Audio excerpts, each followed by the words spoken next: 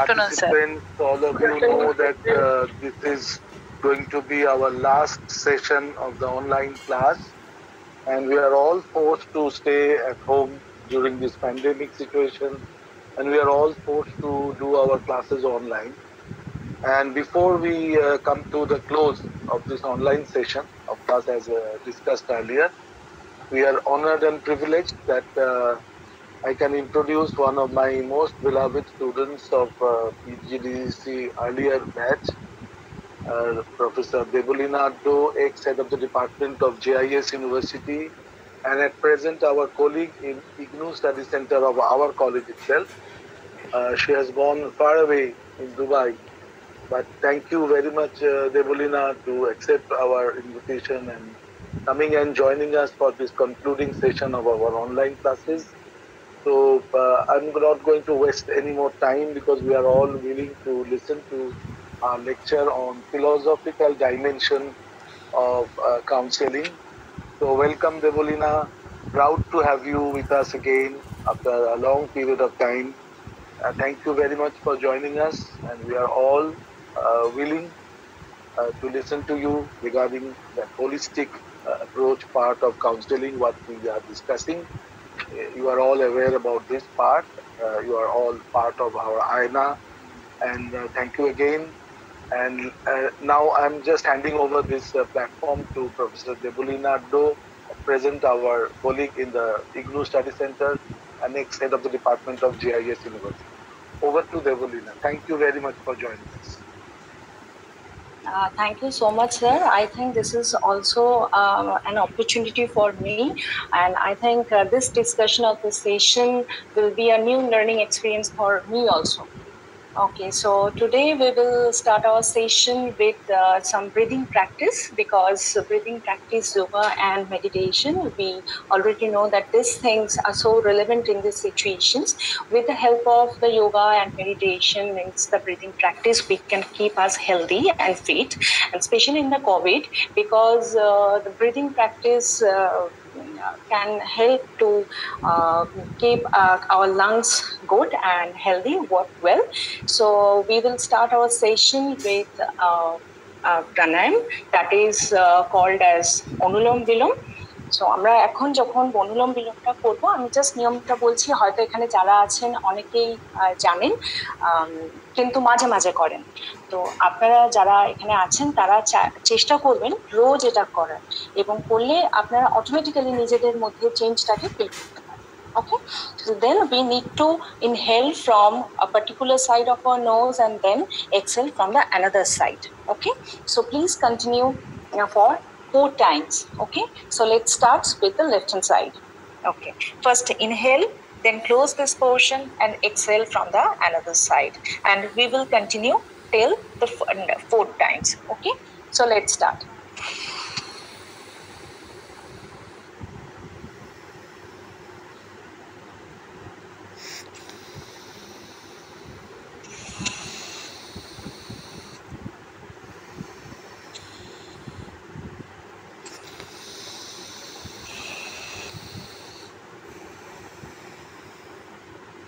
You can practice these things even when you are sleeping. Okay, so the next thing is the holding of our breath. So after taking the breath, just pause for 6 seconds. Count 1, 2, 3, 4, 5, 6. Then exhale your breath. Then again pause for 6 seconds. Then inhale.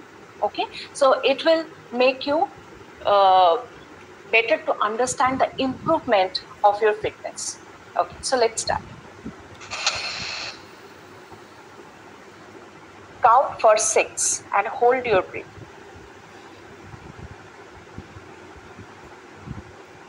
Again hold your breath after exhaling, and then count 6 again.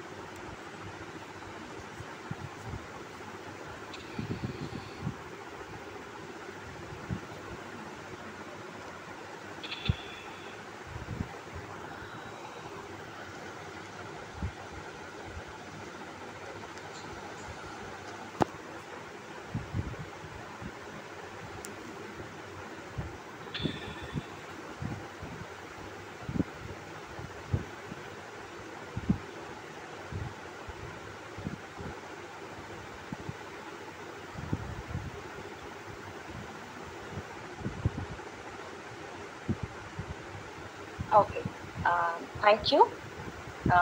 All of you, please do practice Anulam Vilom because it is really helpful for your good health and mental peace. So today we will start our discussion with the philosophical aspect or philosophical dimension of counseling. In our previous classes, sir obviously discussed about the psychological aspect of counseling, and the philosophical aspect is also very important for counseling session. Okay, so first we need to know what is philosophical counseling. So it's basically an approach for addressing the dilemmas, conflict, confusions, life issues, job-related dissatisfaction through self-examination. So the main point of philosophical counseling is self-evaluation, self-judgment, and self-evaluation. Okay, so now we are living in a digital era. So sometimes we feel confusing. So what are the reasons for that? Because we are now very much comfortable free. We actually love the technology-enabled lifestyle. So in this situation, sometimes we feel self-contradiction. We feel so much confusion and dilemma due to the lack of morality, sometimes due to the lack of physical fitness.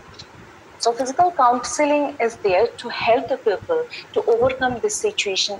Situation means the problematic situation. Okay, so now the question arises that is philosophical counseling is similar with the psychological counseling, or is it a hybrid psychological theory? So answer is no.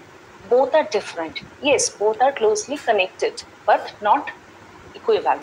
Okay, so whenever a philosophical counselor or an expert do the philosophical counseling, he or she will definitely take the help from the psychological counseling.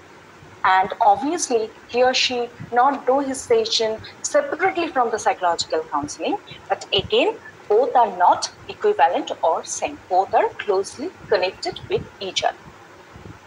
So generally, a philosophical counselor gives the suggestion to the counselee for self-understanding. Okay, give the instruction regarding the family problems, occupational dissatisfaction, and obviously can provide the different methodology and strategies derived from the different school of thought.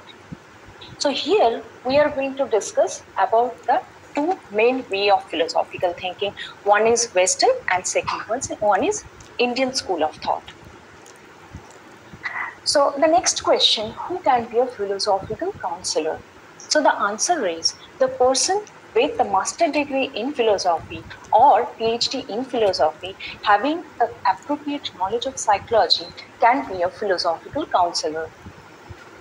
Some important areas, or we can say some important terminologies, play a very vital role in philosophical counseling, like critical thinking, wisdom, worldview, and virtues. Okay, so these things, not only in the counseling session, we already know that these things are also important in teaching learning. So counseling means, I think, it's a type of learning also. With this session, we can learn to how we can lead a happy and peaceful life. So in the session, actually, the philosophical counselor trying to philosophize the whole situation, trying to make them means the counselor, understand about the whole scenario. It's actually a holistic approach of understanding the life. Okay, so there is no any strict methodology, strict strategies, or a particular theory to do the philosophical counseling. There are so many thoughts, so many ideas out there. So we can say that philosophical counseling, it's actually a journey of life full of ideas, full of concepts, aimed with wisdom. Okay, so critical thinking, wisdom, virtue, worldview are so important in philosophical counseling.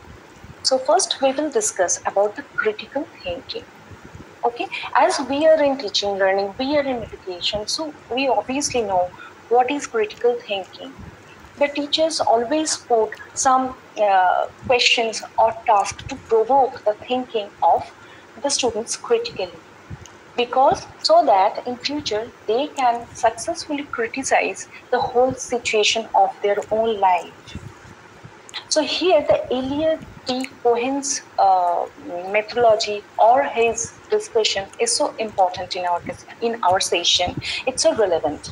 So according to him, generally the cognitive behavioral concept derived from the different premises. Okay, and the cognitive area or cognitive domain and the behavioral issues are part of our real life. So what is the meaning of these premises? Premises mean here our previous experiences, our previous learning, life lessons, means the life-oriented lessons, our financial condition, our academic qualification, our current situation, our position in society, etc. And human being generally, the human being's emotions, their behavior are so related with the reality. We generally do so many assumptions in our life with the help of our previous experiences. Okay, and human beings have a very unique quality to adjust with the different situation and obviously control the different fallacies or error at a time, because we are social beings. But yes, some of us are fail to adjust with the new or irritating situation. In that case, a philosophical counselor can provide him the philosophy of life according to his or her requirement, according to his or her needs. Actually, the philosophical counselor in this situation advocates some new ways to him so that he or she can find out the new way of life. So here we need to keep in mind that our life is not full of happiness. Definitely some sufferings are there. Even in the Indian philosophy, we only eliminate some of the suffering, some of the irritation of our life. But yes, contrasts are there. So we can obviously enjoy the good part of our life. তাই তো? না হলে আমরা সবাই জানি, যেহেতু আমরা সবাই একটা সময় স্টুডেন্ট ছিলাম, পরীক্ষাটা শেষ হওয়ার পরের যে আনন্দটা, সেটার কিন্তু কোনো তুলনা হয়। এবং সেটা আমরা এই কারণেই পাই, কেননা ওই পরীক্ষার সময় রাত জেগে একটা পড়াশোনা করার স্ট্রাগলের মধ্যে দিয়ে আমাদেরকে যেতে হয়। তো যদি সেই সাফারিংটা, সেই স্ট্রাগলটা না থাকে, তারপরে কিন্তু এই সাকসেস বা গুড রেজাল্টের যে একটা আনন্দ, আত্মতৃপ্তি, সেটা কিন্তু পাওয়াটা খুব মুশকিল। তো এটা ওয়েস্টার্ন এবং ইন্ডিয়ান দুটো ফিলোসফিতেই মানা হয় যে আমাদের লাইফ থেকে কিন্তু কোনোটাকেই আমরা বাদ দিতে পারবো না, সেটা যে কোনো পদ্ধতিতেই না। কিন্তু আমাদের যেটা করতে হবে, যেটা আমাদের মধ্যে আমরা মনে করি যেটা আমার একটা লুপহোল, এটা আমার একটা নেগেটিভ সাইড, সেটাকে কি করে ভীষণ ট্যাক্টফুলি সেটাকে পজিটিভ দিকে কনভার্ট করা যায়। এবং এটা যেমন সাইকোলজিক্যালি পসিবল, মাইন্ড চেঞ্জ করে, থিঙ্কিং ট্র্যাক চেঞ্জ করে, ঠিক সেরকম ভাবে একটা ফিলোসফিক্যাল কাউন্সিলর ক্রিটিক্যাল থিঙ্কিংটাকে এনহ্যান্স করে সেই মানুষটার মধ্যে এমন পরিবর্তন আনতে পারে যে সে ওই 5টা নেগেটিভিটির মধ্যে থেকে একটা পজিটিভিটিকে খুঁজে পাবে। এবং যখন পজিটিভিটিকে খুঁজে পাবে, they can avail the opportunities of life. Okay, so opportunity is always there.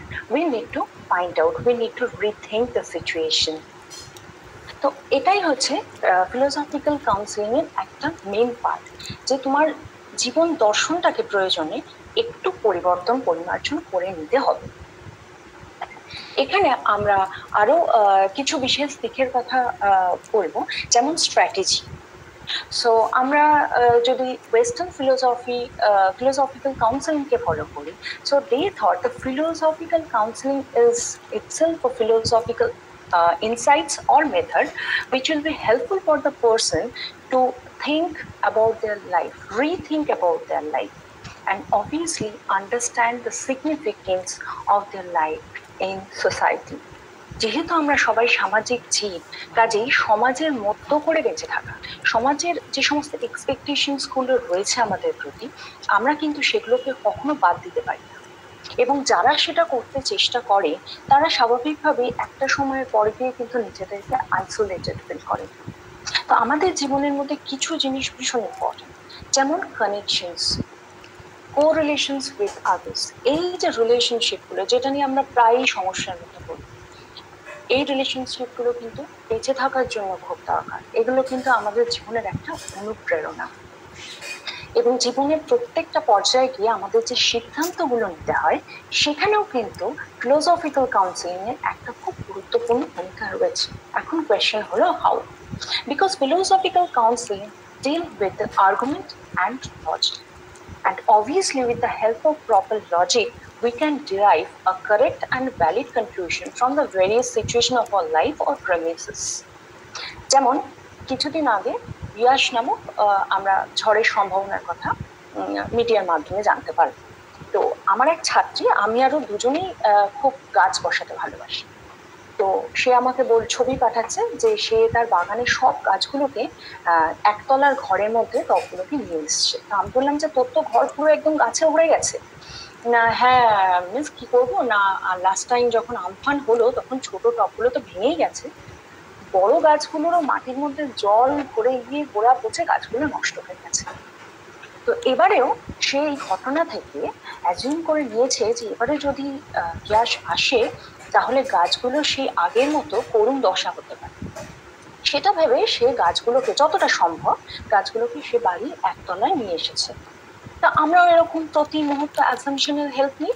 যেমন আকাশে আমরা যখন দেখি যে মেঘ করে আসছে, মেঘ ডাকছে, আমরা জামা কাপড় বা ছাদে যা শুকোচ্ছে সেগুলোকে নামিয়ে নিই, জানলাগুলোকে বন্ধ করে দিই যাতে আমাদের ফার্নিচারগুলো ভিজে না যায়। তাহলে এই যে অ্যাসাম্পশনস প্রত্যেক মুহূর্তে আমরা নিচ্ছি, তাহলে সেই অ্যাসাম্পশনসগুলো কতটা ভ্যালিড, কতটা কারেক্ট, এটা ডিপেন্ড করছে আমাদের লজিক্যাল থিঙ্কিং এর উপর। অনেক সময় মানুষরা প্রচন্ড টেনশন বা অ্যাংজাইটিতে অনেক ভুল সিদ্ধান্ত নিয়ে হঠাৎ করে কোনো কাজ করতে গেল, হাত থেকে পড়ে কোনো ইম্পর্টেন্ট জিনিস ভেঙে গেল, তাড়াহুড়ো করে একটা ডিসিশন নিল, ফাইনালি দেখলো সেটা ভীষণ অ্যাংজাইটির মধ্যে বাড়ি থেকে বেরোলো, দেখা গেল কিছু ইম্পর্টেন্ট জিনিস হয়তো ফোন, কার্ড, টাকা, ওয়ালেট কিছু বাড়িতে ফেলে এসছে। তাহলে এইরকম সিচুয়েশন আমরা কি করে নিজেদেরকে মেন্টালি কুল আর কাম রাখবো, কি করে লজিক্যাল ডিসিশন নেব, এটা একটা প্র্যাকটিস। এবং অবভিয়াসলি এটা ফিলোসফিক্যাল কাউন্সিলিং করে, এবং আলাদাভাবে না, ডেফিনেটলি সাইকোলজিক্যাল কাউন্সিলিং এর হাত ধরে। So philosophical counseling, we can say, is very relevant in the case of decision making, belief, value, and emotions. So with the help of philosophical counseling, we definitely rebuild our beliefs. We can give the appropriate values of our life, the relationship, and the emotions, because emotional control is very important. The next point, that is world view. Okay, so philosophical counseling also deals with the world view. কেন হঠাৎ করে world view এর কথা বলতে গেলাম? Counselling এ তো মানুষ যায় নিজের সমস্যাটাকে নিয়ে আলোচনা করতে, সেই পরিস্থিতিটাকে বেরিয়ে আসতে। কেননা আমরা সব সময় একটা পরিপ্রেক্ষিতে নিজেকে বিচার করে নিই। যেরকম ভাবে আমরা এডুকেশনের ক্ষেত্রেও দেখি যে একটা বাচ্চা যখন 100-তে 70 পেয়েছে, সে ভাবতে পারে যে বেশ ভালো করেছি, কেননা হাইয়েস্ট উঠেছে 72 এবং আমি 70 পেয়েছি। আবার দেখা গেল যে কেউ 50 পেয়েছে, হাইয়েস্ট উঠেছে 72, সে তখন পারপার্শ্বিক যে নাম্বারগুলো বন্ধুরা পেয়েছে, বন্ধুদের মার্কস থেকে সে তখন ভাবছে যে না আমার ভালো হয়নি, আমার পারফরমেন্স খুবই পোর, আমার প্রিপারেশন ভালো হয়নি, আমি নেক্সট টাইম ভালো করবো, অথবা সে হয়তো ভেঙে পড়লো, আমার দ্বারা হবে না। এর দুটোর যে কোনো একটাই হতে পারে। কিন্তু আসল কথা হলো যে আমরা আমাদের পারপার্শ্বিক পরিপ্রেক্ষিতে নিজেদেরকে বিচার করি। এগুলো তো অনেক বড় বড় কথা। সামান্য আমরা যখন দোকানে কিছু কিনতে যাই এবং তার কালারটাকে দেখতে চাই, তখন আমরা অনেক সময় কি করি, রোদ্দুরের আলোয় বেরিয়ে এসে কালারটা দেখি, তলায় কোনো একটা ডার্ক জিনিস রেখে তার উপর কালারটা দেখি। তাহলে কি করি, আমরা একটা কোনো ব্যাকগ্রাউন্ডে জিনিসকে রেখে আমার যে অ্যাকচুয়াল কন্টেন্ট সেটাকে একটু মেপে যাচাই করে দেখি কেমন লাগছে। তাহলে এই ওয়ার্ল্ড ভিউটা হচ্ছে সেই পরিপ্রেক্ষিত, সেই ব্যাকগ্রাউন্ড যেখানে আমরা নিজেদেরকে যাচাই করে নিই। অ্যান্ড এই যে ব্যাকগ্রাউন্ডের কথা আমরা বলবো, এখানে একজন ওয়েস্টার্ন ফিলোসফিক্যাল কাউন্সিলরের নাম না বললেই নয়, তিনি হচ্ছেন ব্র্যান্ড লাহর, এবং তার বেশ কিছু রাইটার এই ওয়ার্ল্ড ভিউ এর উপর রয়েছে। তার মধ্যে একটা খুব ফেমাস, যেটা হচ্ছে principal of world view interpretation. সেখানে আমরা দেখি যে প্রত্যেকটা মানুষ নিজেকে জগতের পরিপ্রেক্ষিতে, অ্যাটলিস্ট তার সার্কামস্ট্যান্সেস এর পরিপ্রেক্ষিতে নিজেকে দেখে বিচার করে। এখন এটার এফেক্ট দুরকম হতে পারে। এক, যে আমার আশপাশের লোকজনকে দেখে, তাদের অবস্থা দেখে আমার নিজেকে তাদের থেকে বেটার মনে হচ্ছে, আমি প্রাউড ফিল করছি, বা I am feeling so good, so wise. উল্টোটাও হতে পারে, আমি তাদেরকে দেখে আমার হীনমন্যতা সূত্রপাত হলো, আমি নিজেকে ছোট মনে করছি, খারাপ মনে করছি। তাহলে এই দুটো পরিস্থিতিতেই কিন্তু আমাদেরকে নিজেদেরকে ব্যালেন্স করে চলতে হবে। So philosophical counselling actually teachers how to balance in our life. কেননা আমাদের ব্যাকগ্রাউন্ডটা কিন্তু সবসময়, ব্যাকগ্রাউন্ড মানে এখানে আমি ওয়ার্ল্ড ভিউ এর কথা বলছি, সেটা কিন্তু সবসময় আমাদের মনের মতো হবে না। তাহলে সেখানে একজন এক্সপার্ট, সে কিন্তু তার ক্লায়েন্টকে তার আশপাশের ওই যে ব্যাকগ্রাউন্ডটা, সেটার সঙ্গে কি করে নিজেকে অ্যাকাস্টমড করতে হবে সে বিষয়ে রেলেভেন্ট ইনফরমেশন দেবেন। আরো দুটো পয়েন্ট এখানে খুব important. First one is freedom, the feelings of freedom, and the second one is limitations or tolerance, limitations of tolerance. এই দুটো কেন এখানে বললাম? কেননা আমরা পড়াশোনা শিখছি, আমাদের সবার কিছু রেসপন্সিবিলিটিস আছে, আমাদের পরিবারের প্রতি, আমাদের সমাজের প্রতি। তো সেখানে দাঁড়িয়ে আমরা সবাই কতটা স্বাধীনতা ভোগ করব এ ব্যাপারে আমাদেরকে নিজেরাই বিবেচনা করে নিতে হবে। উল্টো দিকে টলারেন্সটাও কিন্তু সেরকম। এটা ঠিক যে সমাজে থাকতে গেলে, পরিবারে থাকতে গেলে আমরা অনেক সময় অনেক কিছু কম্প্রোমাইজ করি, অনেক কিছু সহ্য করি, কিন্তু আমরা ঠিক কতটা সহ্য করব, তার উপরে গেলে হয়তো হতে পারে যে আমি আমার লাইফটার আর কোনো মানেই খুঁজে পাচ্ছি না। তাহলে সেই লিমিটটা যেন কখনো ক্রস না করে যায়, আমার চোখে আমার জীবনের মূল্য যেন থাকে, সেটা যেন হারিয়ে না যায়, সেটার ঊর্ধ্বে কিন্তু টলারেন্স নয়। তাহলে এই যে concept of tolerance, concept of freedom, এগুলো কিন্তু ফিলোসফিক্যাল কাউন্সিলিং এ খুব গুরুত্বপূর্ণ ভূমিকা পালন করেছে। আর আমাদের নিজেদের কাছে যদি এই কনসেপ্ট গুলো ক্লিয়ার থাকে, তাহলে কিন্তু আমরা চট করে খুব একটা ভুল সিদ্ধান্ত নেব না। এখন তো আমরা দেখি খবরের কাগজে, টিভিতে যে কিভাবে, এমনকি কত অল্প বয়সী যারা দুনিয়াটা দেখেইনি সেই রকমও ছোট বাচ্চারা, তরুণ তরুণী, তারা কি করছে, তারা সুইসাইডাল অ্যাটেম্প্ট করছে। কেন করছে? কেননা তাদের মনে হচ্ছে পরিস্থিতিটা তাদের সহ্যের সীমা ক্রস করে গেছে, অথবা তারা হয়তো নিজেদেরকে ওই পরিস্থিতির মধ্যে মনে করছে না, তারা মনে করছে যে আর কেউ আমাকে বুঝছে না। সেই সমস্ত পরিস্থিতিকেই যে সেলফ কন্ট্রোল, সেলফ আন্ডারস্ট্যান্ডিং, যে হ্যাঁ আমি আমার মতো, কিন্তু আমার মধ্যে কি কি পরিবর্তন আনলে আমি আরো 10 জনের মতো হয়ে উঠতে পারবো।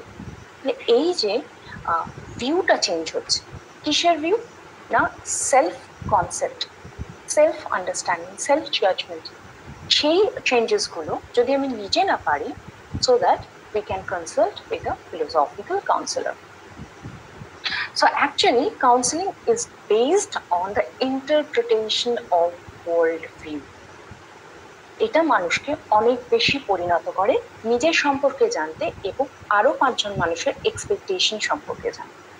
কারণ আমরা জেনারেলি যখন বাড়ির মধ্যে থাকি, অফিসে যাই, তখন আমরা কি করি, আমরা অন্যের এক্সপেকটেশনস গুলো বুঝি এবং সেগুলোকে ফুলফিল করার চেষ্টা করি। অবশ্যই তার একটা লিমিটেশনস আছে, কিন্তু যে মানুষরা অন্য কারোর এক্সপেকটেশনের কোনো দাম দেয় না, দে আর অলসো আইসোলেটেড, তাদেরকেও কিন্তু কেউ পছন্দ করবে না।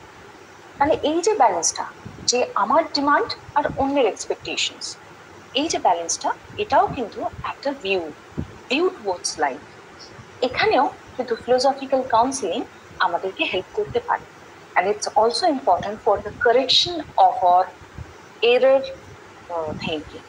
আমাদের সব চিন্তা ভাবনা তো সঠিক হয় না, সব যুক্তি সঠিক হয় না। অবশ্য কোনো যুক্তি যদি সঠিক না হয়, কথাটাই সেলফ কন্ট্রাডিক্টরি, কারণ আমরা তখনই কোনো কিছুকে যুক্তি করবো ইফ ইট ইজ ভ্যালিড। তো কাজেই যদি আমাদের চিন্তনের মধ্যে কোথাও ভুল থাকে, তখন সেটাকে শুধরে দেওয়ার দায়িত্বটাও কিন্তু একজন ফিলোসফিক্যাল কাউন্সিলর করে থাকেন। তাহলে দেখা যাচ্ছে যে development of argument, application of logic, critical thinking, world view, all are internally connected. এগুলো সব একটা আরেকটার সঙ্গে জড়িয়ে রয়েছে, কোনো একটাকে কিন্তু আরেকটা থেকে কোনো অবস্থাতেই বাদ দেওয়া যাচ্ছে। তাহলে এই সমস্ত কিছুকে জানার জন্য কি দরকার? we require appropriate knowledge, wisdom. তাহলে এবার আসছে wisdom-এর প্রসঙ্গ। কেন? philosophical counseling actually based on a unique subject matter that is fundamentally related with the appropriate and sufficient knowledge regarding life. তাহলে আমাদের লাইফকে যদি বুঝতে হয়, আমাদের স্ট্যান্ড পয়েন্টটাকে যদি আইডেন্টিফাই করতে হয়, তাহলে আমাদের দরকার হচ্ছে উইজডম। সেটা ছাড়া কিন্তু কোনোভাবেই সম্ভব নয়। আচ্ছা, এখানে একটা ছোট্ট এক্সাম্পল দেওয়া যেতে পারে। প্লেটোর কথা থেকে বলছি। উনি বলেছিলেন যে যদি কোনো মানুষ খুব অন্ধকার গুহা, খুব ডার্ক কেভের মধ্যে থাকে, they can only see their black shadows, তারা শুধুমাত্র নিজেদের কালো ছায়াগুলোকে দেখতে পাবে। ফিলোসফিক্যাল কাউন্সিলিং কিন্তু কখনো ওই ছায়ার থেকে কোনো কিছু নেওয়া বা ছায়ার সঙ্গে অ্যাডজাস্ট করতে শেখাবেন। ওই অন্ধকার গুহার মধ্যে থেকেও কি করে লাইটের দিকে আসে সেই নলেজটাই কিন্তু ফিলোসফিক্যাল কাউন্সিলরের প্রোভাইড করার কথা। কেন আমি লাইটের কথা বললাম? কেননা we associate light with knowledge. আমরা সাধারণ কথায়, মানে আমরা যদি লিঙ্গুইস্টিকের দিকে যাই, আমরা যদি ইউজ অফ ল্যাঙ্গুয়েজের কথা বলি, তাহলে সেখানে আমরা নলেজ আর আলো এই দুটোকে এক করি। ঠিক আছে, আলো বলতে আমরা বোঝাই যে আমাদের উপযুক্ত জ্ঞানের আলো, কথাটার সঙ্গে আমরা সবাই পরিচিত। তাহলে আমরা বুঝতে পারছি যে আমরা যদি নিজেদেরকে গুটিয়ে রাখি, তাহলে কিন্তু আমরা অনেক কিছু থেকে লাইফে বঞ্চিত থেকে যাব। তাহলে philosophical counselling also help us to learn how to take risk in your life. কেন আমরা যদি রিস্ক নিই, তাহলে আমাদের লাইফটা অনেক বেশি অ্যাডভেঞ্চারাস হয়ে যাবে। ঠিক আছে, সেখানে কোনো মনোটোনাস কিছু থাকবে না।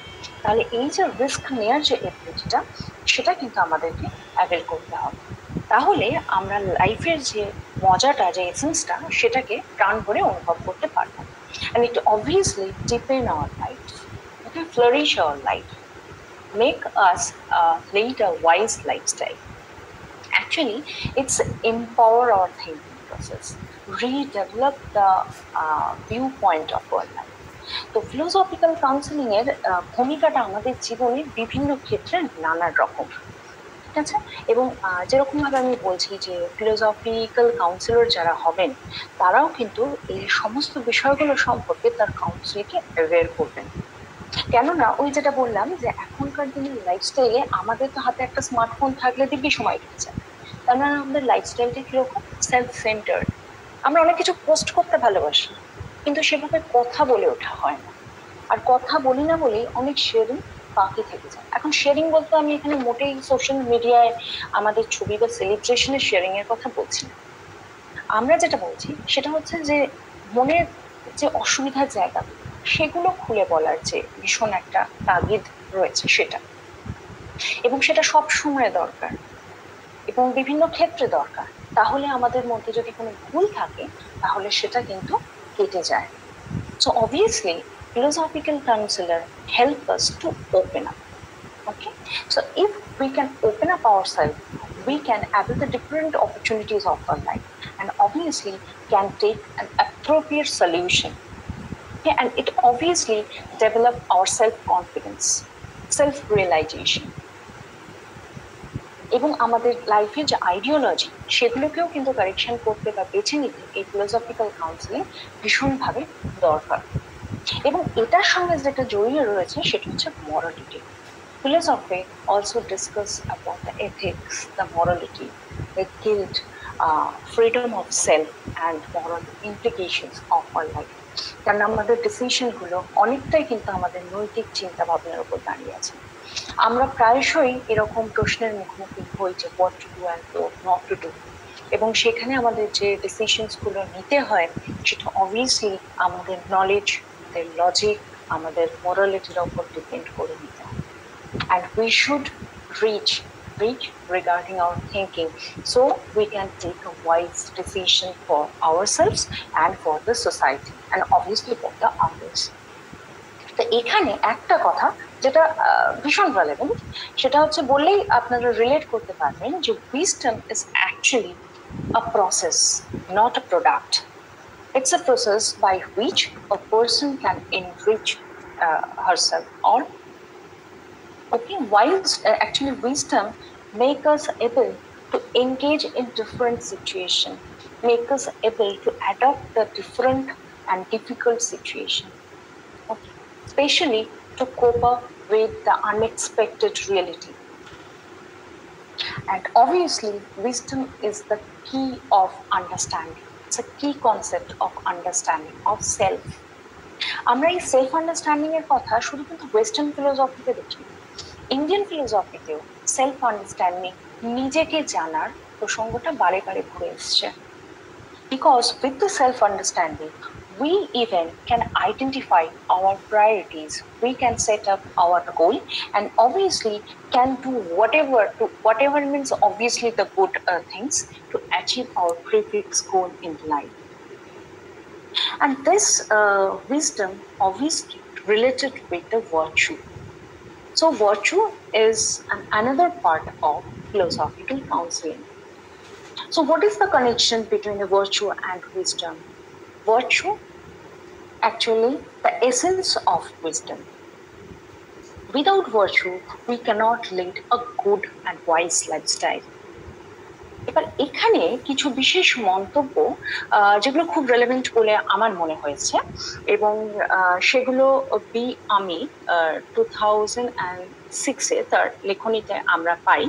ওনার নামটা মোস্ট প্রবাবলি লিডিয়া বি আমির, এবং সেখানে তিনি কিছু ভার্চু রিলেটেড ডিসকাশন করেছেন, যেটা থেকে আমরা এটা অ্যাজিউম করতে পারি যে ভার্চু কি করে আমাদের রিয়েল লাইফকে ইনফ্লুয়েন্স করে। Like, we need to practice abstract thinking. Why? Because in our real life, we need to do the concrete thinking as well as the abstract thinking. Actually, in reality, we need to shift from concrete thinking to abstract, and again abstract to concrete. So this is a continuous process. So with the philosophy of our life, we can make it continuous. Okay, so abstract thinking is very important in our life. So we also need to understand the abstract phenomenology of our life, the abstract concepts also. And secondly, we need to promote the intellectual virtues, because these are very relevant, very important for the ideology of ourselves, for the courage, and obviously for the autonomy. Because the Western philosophical counselor, they thought that autonomy is very important for the counselor and the counselee both. And autonomy and courage make them learn how to deal with the very, very critical and problematic situation. And with the autonomy, they will automatically enhance their quality of thinking, quality of knowledge, and in future, and obviously solve their problem, so that if in future, if they face the similar kind of problem, they can associate and they can easily find out the solution. It actually makes them more confident and brave. So autonomy and courage should be there in philosophical counseling. And finally, we need to culture about the moral virtues of our life, because it's so helpful for our thought process, for our feelings. Okay, so if we are trying to reevaluate our thinking, reevaluate our presuppositions and the concept, we need to find out we need to culture about our moral virtues. So it is obviously one of the important things in philosophical counseling. And it's obviously linked with the skill, honesty, empathy, confidence, creativity, and wisdom. So why creativity is important in philosophical counseling? Because we already know that with the creative potential, we can spend our free time, and sometimes we can take it as a professional lead. So creativity is very important. বেশ কিছু হতাশাগ্রস্ত মানুষ যারা বর্তমানে নিজেদের জীবনের হয়তো কোনো মানে খুঁজে পাচ্ছেন না, কিন্তু তারাও কিন্তু তাদের মধ্যে যদি কোনো পোটেনশিয়াল থেকে থাকে এবং সেটাকে যদি তারা রেগুলারলি কালচার করেন, তাহলে সেটার মধ্যে দিয়েও কিন্তু তারা নিজেদের জীবনের একটা সুন্দর মানেকে খুঁজে পেতে পারেন। তো এই সামগ্রিক বিষয়টাই আমরা ওয়েস্টার্ন ফিলোসফির মধ্যে মুখ্যত গুরুত্ব পেয়েছে বলে বলতে পারি। অ্যান্ড অবভিয়াসলি তো কনফ্রন্টেশন, এটাও আমাদের জীবনে খুব প্রয়োজন, মানে আমরা প্রতি মুহূর্তে এগুলোকে ফেস করি। অনেক কিছুই ওয়েস্টার্ন ফিলোসফিতে আরো বলার, কিন্তু সেগুলো বলতে গেলে আর ইন্ডিয়ান ফিলোসফির দিকটায় যাওয়া সম্ভব নয়। তো এই জন্য আমি একটু ইন্ডিয়ান ফিলোসফিটা যাচ্ছি, কেননা সেটাও কিন্তু কাউন্সিলিং এর ক্ষেত্রে ভীষণভাবে সমৃদ্ধ এবং বেশ মজাদার। কেননা এখানে বেশ কিছু তথ্য আছে যেগুলো আমরা রেগুলারলি ফেস করি, কিন্তু এগুলো যে একটা দার্শনিক চিন্তা ভাবনা সেভাবে কখনো ভেবে দেখি। একদম শুরুতে চলে যায় বেদের সময়। তো বেদ আর উপনিষদে যে সমস্ত ভীষণ ইউনিক, ভীষণ রিচ যে সমস্ত কন্টেন্ট গুলো রয়েছে, সেগুলো অবভিয়াসলি আমাদের লাইফটাকে সুন্দর করার জন্য, সমৃদ্ধ করার জন্য। তো কিন্তু সেগুলো হচ্ছে অ্যাকচুয়ালি পোয়েটিক ইন নেচার, বা আমরা বলতে পারি সিম্বলিক ইন নেচার। তো so obviously quite difficult to understand for the common people. যারা সেগুলো নিয়ে রিসার্চ করছে তাদের কথা আলাদা, কিন্তু আমরা যদি হঠাৎ করে বেদ থেকে একটা জীবনের মানে খুঁজতে যাই, তাহলে আমাদের জন্য ব্যাপারটা বেশ কিছুটা কঠিন বলে মনে হতে পারে। কিন্তু তারপরে যদি উপনিষদে দেখি, সেটা কিন্তু এক্সটেন্সিভলি ডেভেলপড, অনেকটা বোঝার মতো। তো আস্তে আস্তে সেগুলো বিভিন্ন পর্যায়ে এসে মানে পাল্টেছে এবং মানুষের জীবনের সঙ্গে ওতপ্রোতভাবে জড়িয়ে পড়েছে। এবার প্রশ্নটা হলো যে কারা এই ইন্ডিয়ান যে ফিলোসফিটা আমরা দেখছি, ইন্ডিয়ান ফিলোসফিক্যাল কাউন্সিলিং এর যে অ্যাসপেক্টটা, সেখানে কারা কাউন্সিলরের ভূমিকা পালন করছে? তাহলে সেই আনসারটা কিন্তু হচ্ছে মাতা, পিতা, গুরু আর দেবম। তাহলে আমাদের বুঝতে অসুবিধা থাকে না যে মা, বাবা, টিচার এবং ঈশ্বরকে এখানে কাউন্সিলরের পর্যায়ে বসানো হয়েছে। তো মা বাবা তো অবশ্যই কারণে অকারণে, সময় অসময়ে আমাদের পরামর্শ দিয়েই থাকেন। তারা তো অবশ্যই আমাদের জীবনের ভীষণ একটা গুরুত্বপূর্ণ অংশ, এবং আমরা যে কোনো ধরনের ছোট বড়, ইম্পর্টেন্ট আনইম্পর্টেন্ট যে কোনো ছোটখাটো প্রস্তাব তাদের কাছে গিয়ে রাখি, নানান আবদার করি, তাদের কাছ থেকে পরামর্শ নিয়ে ব্যাপারে বলার কিছু নেই। এবং অবশ্যই আমাদের টিচাররা, তারাও শুধু যে পড়াশোনা সংক্রান্ত সমস্যার দিকটা দেখেন তা নয়, তারা অনেক সময় আমাদের পার্সোনাল অনেক ইস্যুস গুলোকে যথেষ্ট ইম্পর্টেন্ট দেন এবং সেগুলোকে সলভ করতে আমাদের সাহায্য করেন। তো কাজেই টিচাররা যে একজন এই যে গাইড বা টিচার যে একজন কাউন্সিলর, দেখুন এই কনসেপ্টটা কিন্তু তাহলে নতুন নয়, এটা কিন্তু সেই বেদের সময় থেকে চলে আসছে। আর ফাইনালি ঈশ্বরকে কেন এখানে বলা হলো, কেননা অনেকেই আছেন যারা মন্দিরে, মসজিদে, গির্জায় বা তাদের নিজস্ব যে দেবালয়, সেখানে গিয়ে তারা কিন্তু যথেষ্ট মনের শান্তি পান। এবং ফিলোসফিক্যাল কাউন্সিলিং এর মোটোটাই তো হলো যে মানসিক শান্তি দেওয়া, একটা তৃপ্তির পথ দেখানো। তো তারা সেখানে যান, সেখানে ধর্মযাজক, গুরু, পুরোহিত যারা রয়েছেন তাদের কাছে নিজেদের মনের কথাটা ব্যক্ত করেন, যদি কোনো গিল্ট তাদের মধ্যে থেকে থাকে সেটাকে কনফেস করে, এবং স্বাভাবিকভাবে যে মানসিক যন্ত্রণার মধ্যে দিয়ে তারা যাচ্ছেন সেটা থেকে নিজেরাই কিন্তু মুক্তির একটা পথ খুঁজে পান। তো সেই জন্যই এখানে কিন্তু ঈশ্বরকে একটা কাউন্সিলর হিসেবে বলা হলো। তবে আমরা যদি খুব সহজে এবং একটা ভীষণ ইম্পর্টেন্ট, তাৎপর্যপূর্ণ যদি উদাহরণকে এখানে তুলে ধরতে চাই, তাহলে সেটা কিন্তু অবশ্যই ভগবদ্গীতা। ভগবদ্গীতাতে এমন সুন্দর একটা কাউন্সিলিং সেশন আমরা দেখি যে এরকম উদাহরণ অন্য জায়গায় খুঁজে পাওয়া কঠিন। কুরুক্ষেত্রের যুদ্ধ হচ্ছে, অর্জুন যুদ্ধবেশে সেখানে এসে পৌঁছেছেন, এবং পৌঁছে তিনি দেখছেন যে তার বিরুদ্ধ পক্ষে যারা দাঁড়িয়ে আছেন তারা তার পরিজন, তার অস্ত্রগুরু দ্রোণাচার্য, তার ভাই, মানে এতদিন পর্যন্ত যাদেরকে তিনি আত্মীয়, গুরু বা স্নেহ পরবশ হিসেবে চিনে এসছেন, আজ তারাই তার বিরোধী। তো তিনি ভীষণ কনফিউজ, তার মনে একটা ভয়ঙ্কর ডায়লমা যে আমি কি করবো, মানে এই মুহূর্তে আমার কি করা উচিত? আমার কি আগের যে স্নেহ, যে টান, যে বন্ধন, সেটাকে আমার মনে রাখা উচিত, নাকি এই মুহূর্তে আমার তাদের বিরুদ্ধে অস্ত্র ধারণ করে যুদ্ধ করাটাই উচিত? তো তিনি যখন এই মানসিক দোলাচলের মধ্যে যাচ্ছেন, সেই সময় কাউন্সিলরের ভূমিকায় অবতীর্ণ হলেন শ্রীকৃষ্ণ, যিনি ওই যুদ্ধে ওনার সারথি ছিলেন। এবং বলা বাহুল্য যে তারা পূর্ব পরিচিত বন্ধু ছিলেন। এবং এখানে কিন্তু আমরা আর একটা হিন্ট পাই যে ফিলোসফিক্যাল মানে যে কোনো কাউন্সিলিং এ যে আমরা দেখি যে the very primary thing is to develop the rapport between the counsellor and counselling, যেটা ওই সিচুয়েশনটাকে হ্যান্ডেল করতে খুব হেল্পফুল। এখানেও কিন্তু অর্জুন এবং শ্রীকৃষ্ণের মধ্যে সেই রকমই একটা বন্ধুত্বপূর্ণ সম্পর্ক আগে থেকেই রয়েছে। এবং শ্রীকৃষ্ণ তার কাছে একজন আত্মব্যক্তি মানে কি না, যার কথাকে আমরা সবসময় বিশ্বাসযোগ্য বলে মনে করি। যেমন আমাদের প্রত্যেক মানুষের জীবনে আমাদের মা বা বাবা, আমাদের টিচাররা হলেন আত্মব্যক্তি, মানে যার কথায় আমরা ভরসা করতে পারি। তো শ্রীকৃষ্ণ তাকে একটা দিক দর্শালেন, সেটা কি না, তিনি তাকে ধর্মের কথা মনে করিয়ে দিলেন। আমরা জানি ভারতীয় দর্শনে 4টে পুরুষার্থ আছে, কি কি? ধর্ম, অর্থ, কাম এবং মোক্ষ। তার মধ্যে সর্বোচ্চ পর্যায়ে রয়েছে ধর্ম।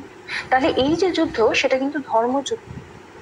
দেশ এবং দশের জন্য তাকে তখন যুদ্ধ করতে হবে। সেখানে আমি একা কি ভাবছি, আমার মনে কি হচ্ছে, তারা আমার আত্মীয় স্বজন, আমার দুঃখ, এগুলো খুব ক্ষুদ্র বিষয়। তাহলে যুদ্ধে কিন্তু এই যে বৃহত্তর স্বার্থটাই আসল। দশের জন্য যুদ্ধ করতে হবে, ধর্মের প্রতিষ্ঠার জন্য যুদ্ধ করতে হবে। আর এই যে সুপরামর্শ অর্জুন সেটা গ্রহণ করেছিলেন। এবং শুধু তাই নয়, নিষ্কাম কর্ম, মানে কিছু কাজ আমাদেরকে করতেই হয় যেটার মধ্যে আমাদের কোনো ব্যক্তিগত স্বার্থ নিহিত থাকে না। যেমন আমরা কোভিড পিরিয়ডেই দেখছি যে বহু মানুষ নিজেদের বাড়িতে নিজেদের উপার্জনের টাকা, এমনকি মানে তারা এমন নয় যে তারা ভীষণ রিচ, কিন্তু হ্যাঁ তারা নিজেদের উপার্জনের টাকা দিয়ে রান্না করে সেই রান্নাকে কোভিড পেশেন্টদের বাড়িতে পৌঁছে দিচ্ছেন, ভীষণ একটা অসময় তাদের পাশে গিয়ে দাঁড়াচ্ছেন। তাহলে এগুলো তো নিষ্কাম কর্মেরই উদাহরণ, সেগুলো তো কোনো এক্সপেকটেশন নেই, শুধু ভালো করার জন্যই ভালো করা। এটাই হচ্ছে জীবন দর্শন। যারা সেটা মাঝে মাঝে হারিয়ে ফেলে বা ভুল করে ফেলে, সেখানেই ফিলোসফিক্যাল কাউন্সিলরদের প্রয়োজন দেখা দেয়। তো স্বাভাবিকভাবেই শ্রীকৃষ্ণ অর্জুনের কথা শুনলেন, যুদ্ধে অবতীর্ণ হলেন, যুদ্ধে জয়লাভ করলেন এবং সেখানে ধর্মের জয় হলো। তো এই যে Bhagavad Gita, the very first word in Bhagavad Gita is dharma and the last is momo, means momo dharma। তার মানে কি? তার মানে হলো my duties, responsibilities, rights, ethics, morality, action, activities. তাহলে এই সব বিষয়গুলো যেগুলো আমাদের লাইফের সঙ্গে, প্রত্যেক দিনের লাইফের সঙ্গে জড়িত, সেইগুলো কিন্তু ইন্ডিয়ান ফিলোসফিতেও মেনশন করা রয়েছে। কেননা আমাদের লাইফে যে বললাম যে আমাদের লাইফে তো সবকিছু রয়েছে, আমাদের লাইফে হ্যাপিনেস রয়েছে, সাফারিং রয়েছে, বিভিন্ন প্লেজার গুলো রয়েছে, অপরচুনিটিস রয়েছে, নলেজ রয়েছে, এই সব কিছু। কিন্তু এগুলোর মধ্যে কোঅর্ডিনেশনটা ঠিক করার জন্যই কিন্তু বিভিন্ন ভারতীয় দর্শন ভিন্ন ভিন্ন মতাদর্শকে দেখিয়েছে। আচ্ছা, এখানে যেমন আমরা এখানে বৃহত্তর স্বার্থের কথা বললাম, কিছুটা কন্ট্রাস্টে আমরা এখানে চার্বাকদের কথা বলতে পারি। দে আর রিয়েলিস্ট। চার্বাকরাও কিন্তু ভীষণ প্রাচীনপন্থী, তাদের বহু পুঁথি কিন্তু পাওয়াই যায় না। তো চার্বাকদের যদি আমরা হেডনিজম বা সুখবাদ দেখি, সেখানে তারা একটু অন্যরকম কথা বলেছে বলে মনে হবে। সেটা কিরকম? তারা কিন্তু বলছে the sensual pleasure is the aim of our life. এবং আমরা কিন্তু এই সেন্সেশনাল প্লেজারটাকে ভোগ করার জন্যই দিন যাপন করছি।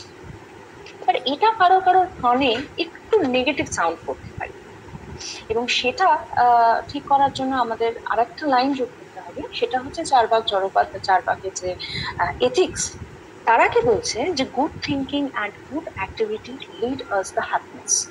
On the other hand side, bad activity or the negative thinking obviously lead us suffering. So আমরা অবশ্যই আমাদের প্লেজারের কথা ভাববো, আমাদের স্বার্থের কথা ভাববো, কিন্তু সেটা কোনো মানে নেগেটিভ ওয়েতে, মানে স্বস্বার্থ রক্ষা করার জন্য আমরা কখনোই কোনো অন্যায় কাজ করব না। আমাদেরকে সবটাই পজিটিভ ওয়েতে করতে হবে। কিন্তু হ্যাঁ, আমাদের কাছে আমাদের নিজেদের সুখের কিন্তু একটা দাম থাকবে। আদারওয়াইজ আমাদের লাইফের মর্মটাই বা কি রয়ে গেলে, যদি আমরা সারা জীবন ধরে শুধু স্ট্রাগল করলাম, শুধুমাত্র ভবিষ্যৎ চিন্তা করে কাটিয়ে দিলাম, তাহলে এই যে আমাদের আজকের দিনটা, এই মুহূর্তটা, সেটা তো সুন্দর হয়ে উঠবে না। তাহলে আমরা ভবিষ্যতের কথা চিন্তা করবো ঠিকই, কিন্তু তার জন্য আমরা আজকের দিনটাকে স্যাক্রিফাইস করবো না। এটাকেও আমরা সুন্দরভাবে কাটাবো, কারণ এটাও আমাদের লাইফেরই একটা পার্ট। এবং আমরা অনেক মানুষকে দেখি, তারা কি করেন, তারা ফিউচারের দিকে এত বেশি ভাবনা চিন্তা করেন, এত দেখা যায় যে অনেক, আমি কিন্তু কোনো ব্যক্তিগত মানুষকে বলছি না, কিন্তু এটা একটা সমস্যা যে কিছু মানুষ এত সঞ্চয়ী, তারা এত ভবিষ্যতের কথা ভাবছেন, সেভিংস এর কথা ভাবছেন, এটা হতে পারে ওটা হতে পারে আগামী দিনে, যে এই যে সময়টা এখন যে তার বেঁচে থাকা, সেটার কিন্তু তিনি মানে বুঝতে পারছেন পুরোটাই তার ভবিষ্যৎ। কিন্তু আমরা তো জানি না যে সেই দিনগুলো আমরা দেখতে পাবো কিনা, কেন পুরোটাই তো আমাদের অজানা অচেনা। এই যে অজানা অচেনা দিন বা অজানা অচেনা পরিস্থিতি, সেটা নিয়েও আবার ফিলোসফিক্যাল কাউন্সিলিং ইন্ডিয়ান ফিলোসফিতে কেউ কেউ সেগুলোকেও অ্যাচিভ করার কথা বলে। যেমন আমরা যদি মীমাংসা দর্শনের দেখি, তাহলে তারা কিন্তু আবার বলছে the main aim of our life is to achieve স্বর্গ আফটার ডেথ। এবং তার জন্য আমাকে কি করতে হবে, we need to perform the different activities regarding Veda. যে সমস্ত বেদিক রিচুয়ালস বা অ্যাক্টিভিটি গুলো আমাদেরকে করতে বলা হয়েছে, সেগুলোকে অত্যন্ত শ্রদ্ধার সঙ্গে মনোযোগ সহকারে করে ফেলতে হবে, এবং তাহলে আমরা আমাদের মৃত্যুর পর স্বর্গ লাভ করব। তো আমরা খুব সহজেই বুঝতে পারছি যে চারবাকরা এই মন্তব্য মোটেই স্বীকার করছেন না। তারা বলছেন যে আমাদের লাইফটা তো মৃত্যুর সঙ্গে সঙ্গে শেষ। তাদের ভূত চৈতন্যবাদ বলছে যে দেহাতিরিক্ত আত্মার তো কোনো অস্তিত্বই নেই, তাহলে আমার জড়দেহ নষ্ট হয়ে যাওয়ার পর আমার আত্মা স্বর্গে গিয়ে প্রচন্ড আনন্দে থাকবে। এসব কথা ভাবার কোনো দরকার নেই, এগুলো কিছু মুষ্টিমেয় মানুষের স্বস্বার্থ চরিতার্থ করার একটা প্রলোভন মাত্র। এবং এখানে আমাদেরকে একটা ভয় দেখানো হচ্ছে। কিসের ভয়? অজানার ভয়। মৃত্যুর পর এটা হতে পারে, মৃত্যুর পর ওটা হতে পারে, নরকে গিয়ে এটা হতে পারে। যদিও মীমাংসা দর্শনে আমি নরকের কোনো প্রসঙ্গ নেই, ওদের কথাটা ছিল যে স্বর্গ লাভের কথা, জ্ঞান প্রাপ্তির কথা। এবং এখানে স্বর্গ মানে কিন্তু সাফারিং থেকে মুক্তি, কেননা all Indian school of thought they believe that the ultimate goal of life is the end of suffering. এটা সবাই মনে করে, কিন্তু এই যে সাফারিং এর এন্ড, এই কনসেপ্টের মধ্যে ডিফারেন্স রয়েছে স্কুল অফ থট গুলোর মধ্যে। চারভাগ কিন্তু সেই ভীষণ বাস্তববাদী বললাম যে তারা কিন্তু এটা মানছে যে আমাদের লাইফে দুটোই পাশাপাশি থাকবে, এবং দুঃখকে সম্পূর্ণভাবে মুছে ফেলবো এটা বোধহয় কখনো পসিবল নয়। এবং আমরা অনেক জায়গাতেই লেখনীতে একটা উদাহরণ পেয়ে থাকি যে উপবাস না করে অন্তত ধার করে হলেও ঘি খাওয়া। তো ঘি আমরা কেন খাবারে দিই? খাবারটাকে অনেক বেশি সুস্বাদু করার জন্য, ভালো করার জন্য, যাতে আমাদের একটা পরিতৃপ্তি বোধ আসে, রসনাতৃপ্ত হয়। তাহলে এই যে ব্যাপারটা, এটা থেকে আমরা বুঝতে পারি যে তারা বারবার আজকের দিনটা এনজয় করার কথা বলছেন, আগামী দিনের কথা ভেবে আজটাকে নষ্ট করার কথা বলছেন না, কেননা আমাদের আজকের মধ্যেই কিন্তু অনেক সুযোগ, অনেক অপরচুনিটি আছে, এবং আমাদের কোনোটাকেই কিন্তু ছাড়া উচিত নয়, কেননা আমরা জানি না যে কোন অপরচুনিটিটা আমাদের লাইফটা অনেক অনেক উপরে নিয়ে যেতে পারে। আচ্ছা, এরপর যেটা খুব ইম্পর্টেন্ট একটা স্কুল, সেটা হচ্ছে অবশ্যই জৈন। এবং জৈনদের আমরা জানি তাদের মত অনুযায়ী the ultimate goal of our life is basically the salvation or the liberation of the soul from the bodily attachment or suffering. তার জন্য তারা কিন্তু ভীষণ এক্সট্রিমিস্ট, তারা কিন্তু খুব কৃচ্ছ্রতা সাধনের কথা বলেছে, যে আমাদের এই যে বডলি সাফারিং থেকে আমাদের আত্মাকে মুক্তি দিতে হবে, তাহলে আমাদের জীবনে আর এই ধরনের কষ্ট দুঃখ থাকবে না। খুব স্বাভাবিক ব্যাপার, এখানে চারবাকদের সঙ্গে আবার ওদের একটা কনফ্লিক্ট রয়েছে, ওনারা মানছেন। আর একটা ছোট কথা যেটা আগের ডিসকাশনে বলতে ভুলে গেলাম, যে হঠাৎ করে মীমাংসা দর্শনে কেন বেদিক রিচুয়ালস, বেদিক রাইটের কথা বলা হলো? কারণ ইন্ডিয়ান ফিলোসফিতে আমরা দুটো ভাগ দেখি, আস্তিক এবং নাস্তিক। জেনারেলি আমরা আস্তিক আর নাস্তিক কিভাবে বলি, যে ঈশ্বরে বিশ্বাস আছে, ঈশ্বরে বিশ্বাস নেই। কিন্তু ইন্ডিয়ান ফিলোসফিতে আস্তিকতা মানে হচ্ছে বেদের প্রামাণ্যকে স্বীকার করে নেওয়া, এবং অন্যদিকে হচ্ছে বেদের প্রামাণ্যকে অস্বীকার করা। তো স্বাভাবিকভাবেই চারবাকরা কিন্তু বেদে নিয়ে তারা বিশ্বাস করেন না, তার প্রামাণ্যকে তারা স্বীকার করেননি। অন্যদিকে কিন্তু অন্যান্য অনেক ভারতীয় যে ফিলোসফিক্যাল স্কুল, তারা কিন্তু সেটাকে স্বীকার করেছেন। তো এই নিয়ে প্রচুর তর্ক বিতর্ক তাদের নিজস্ব চিন্তা ভাবনার মধ্যে, কিন্তু এগুলো থেকেও আমাদের আজকের জন্য যেটা খুব রেলেভেন্ট, সেটা হচ্ছে বুদ্ধিস্টদের মত। কেননা Buddhist psychology, Buddhist counselling so rich, এবং তাদের আলোচনার মধ্যে যে বিষয়গুলো বারবার করে আসে, সেগুলো হচ্ছে এমপ্যাথি, উইজডম অ্যান্ড কম্প্যাশন।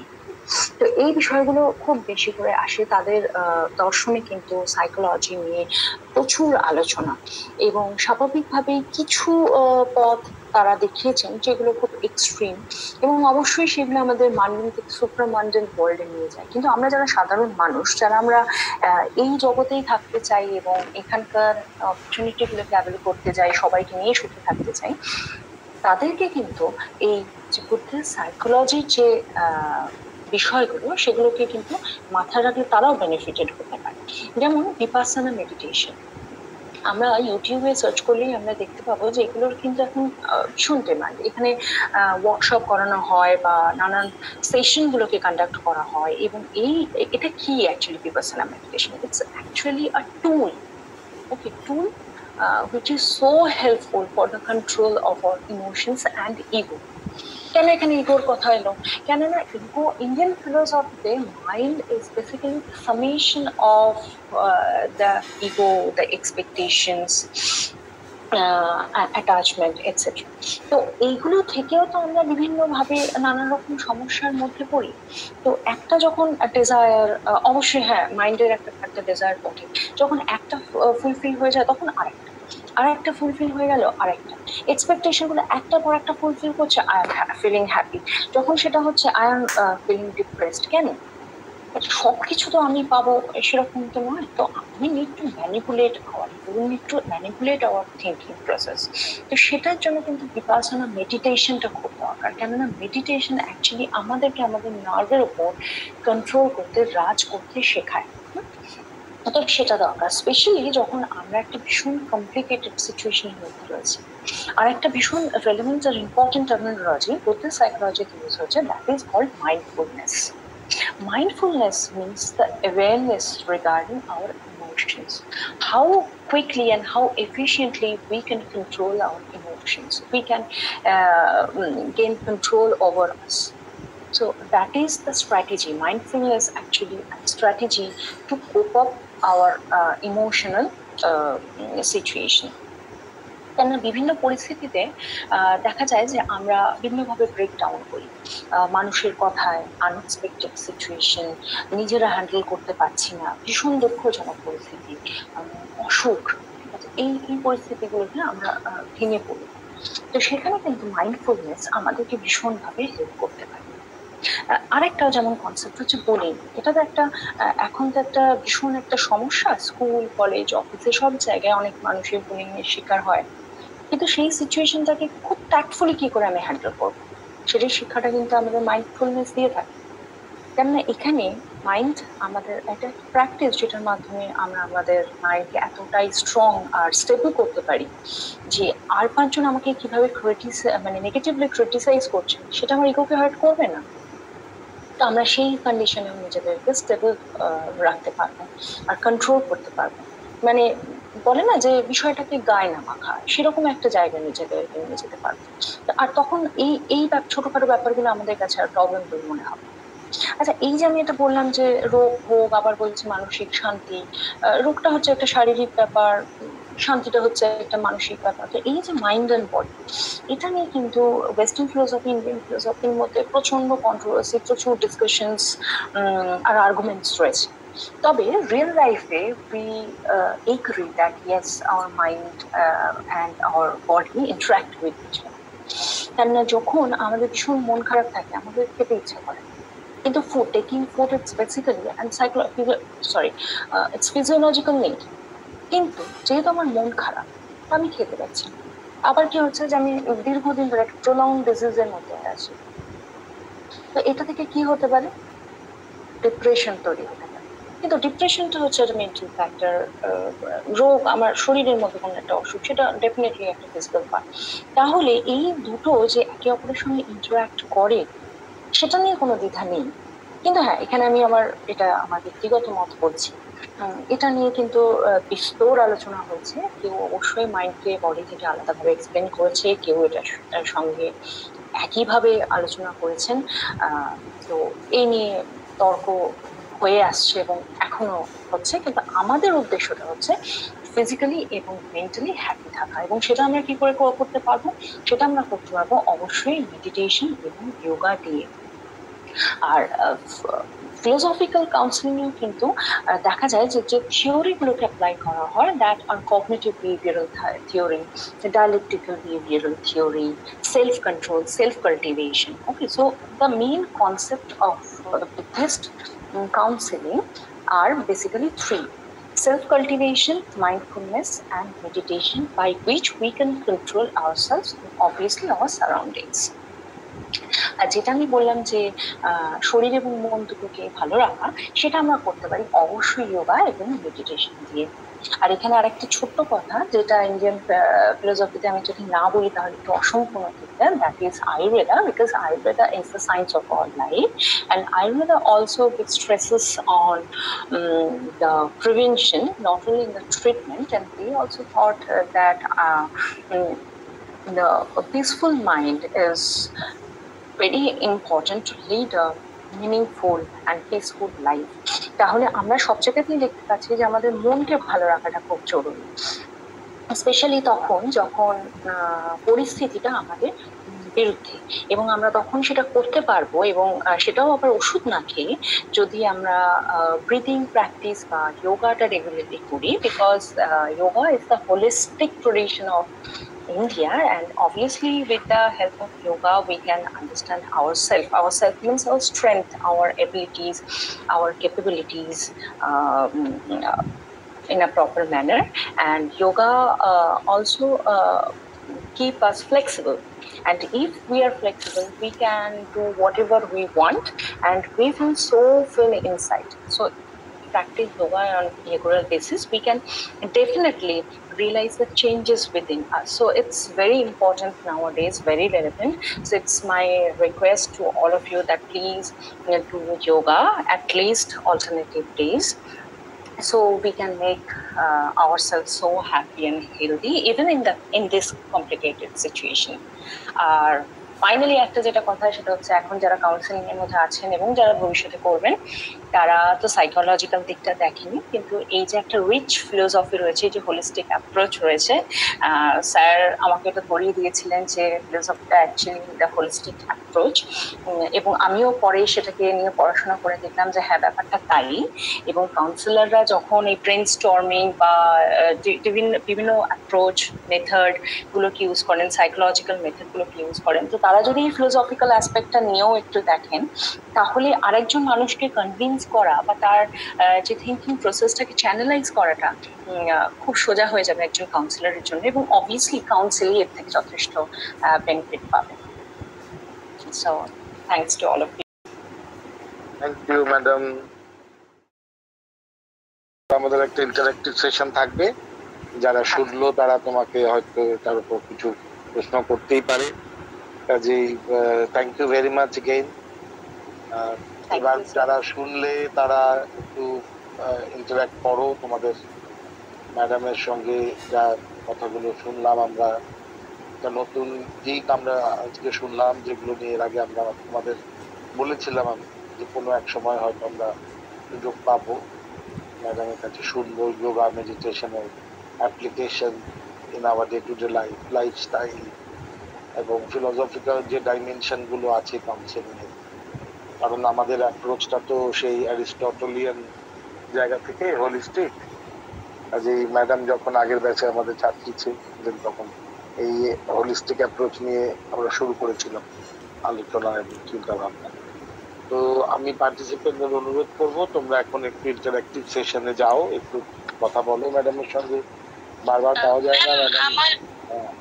বলো ম্যাম, আমার দুটো কোশ্চেন আছে। আপনি fallacies of thinking and error in thinking মধ্যে তফাৎটা কি আছে ম্যাম? আচ্ছা, অ্যাকচুয়ালি সেভাবে আমরা যদি লজিকটাকে দেখি, লজিকে কিন্তু আমরা ফ্যালাসি তখন বলি যখন আমরা কোনো একটা কনক্লুশনকে ডিরাইভ করছি from wrong premises, or we are concluding a wrong conclusion from the premises, সেটাকে আমরা জেনারেলি ফ্যালাসি হিসেবে ধরি। তখন সেটাকে আমরা একটা ইনভ্যালিড আর্গুমেন্ট বলবো, এবং ডেফিনেটলি সেটা যে আর্গুমেন্টটা অলরেডি প্রেমিসের কনক্লুশনটা ফিক্সড এবং সেটা লজিক্যালি ডিরাইভ করছে না, that is invalid, that is called a particular fallacious argument.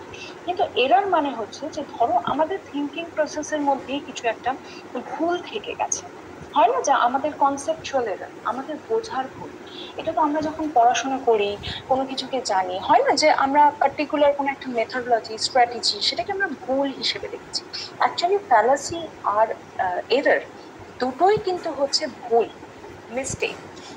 Fallacy ওয়ার্ডটা আমরা পার্টিকুলারলি ইউজ করি যখন আমরা কোনো আর্গুমেন্টকে লজিক্যালি জাজ করি, আর এরারটা আমরা তো যে কোনো জায়গাতেই টেকনিক্যালে, আমি মিটিং এ জয়েন করছি, দেখাচ্ছে আমাকে অ্যাকসেপ্ট করে নিয়েছে, তাও আমি হয়তো কানেক্ট হতে পারছি না, সেটা একটা গন্ডগোল।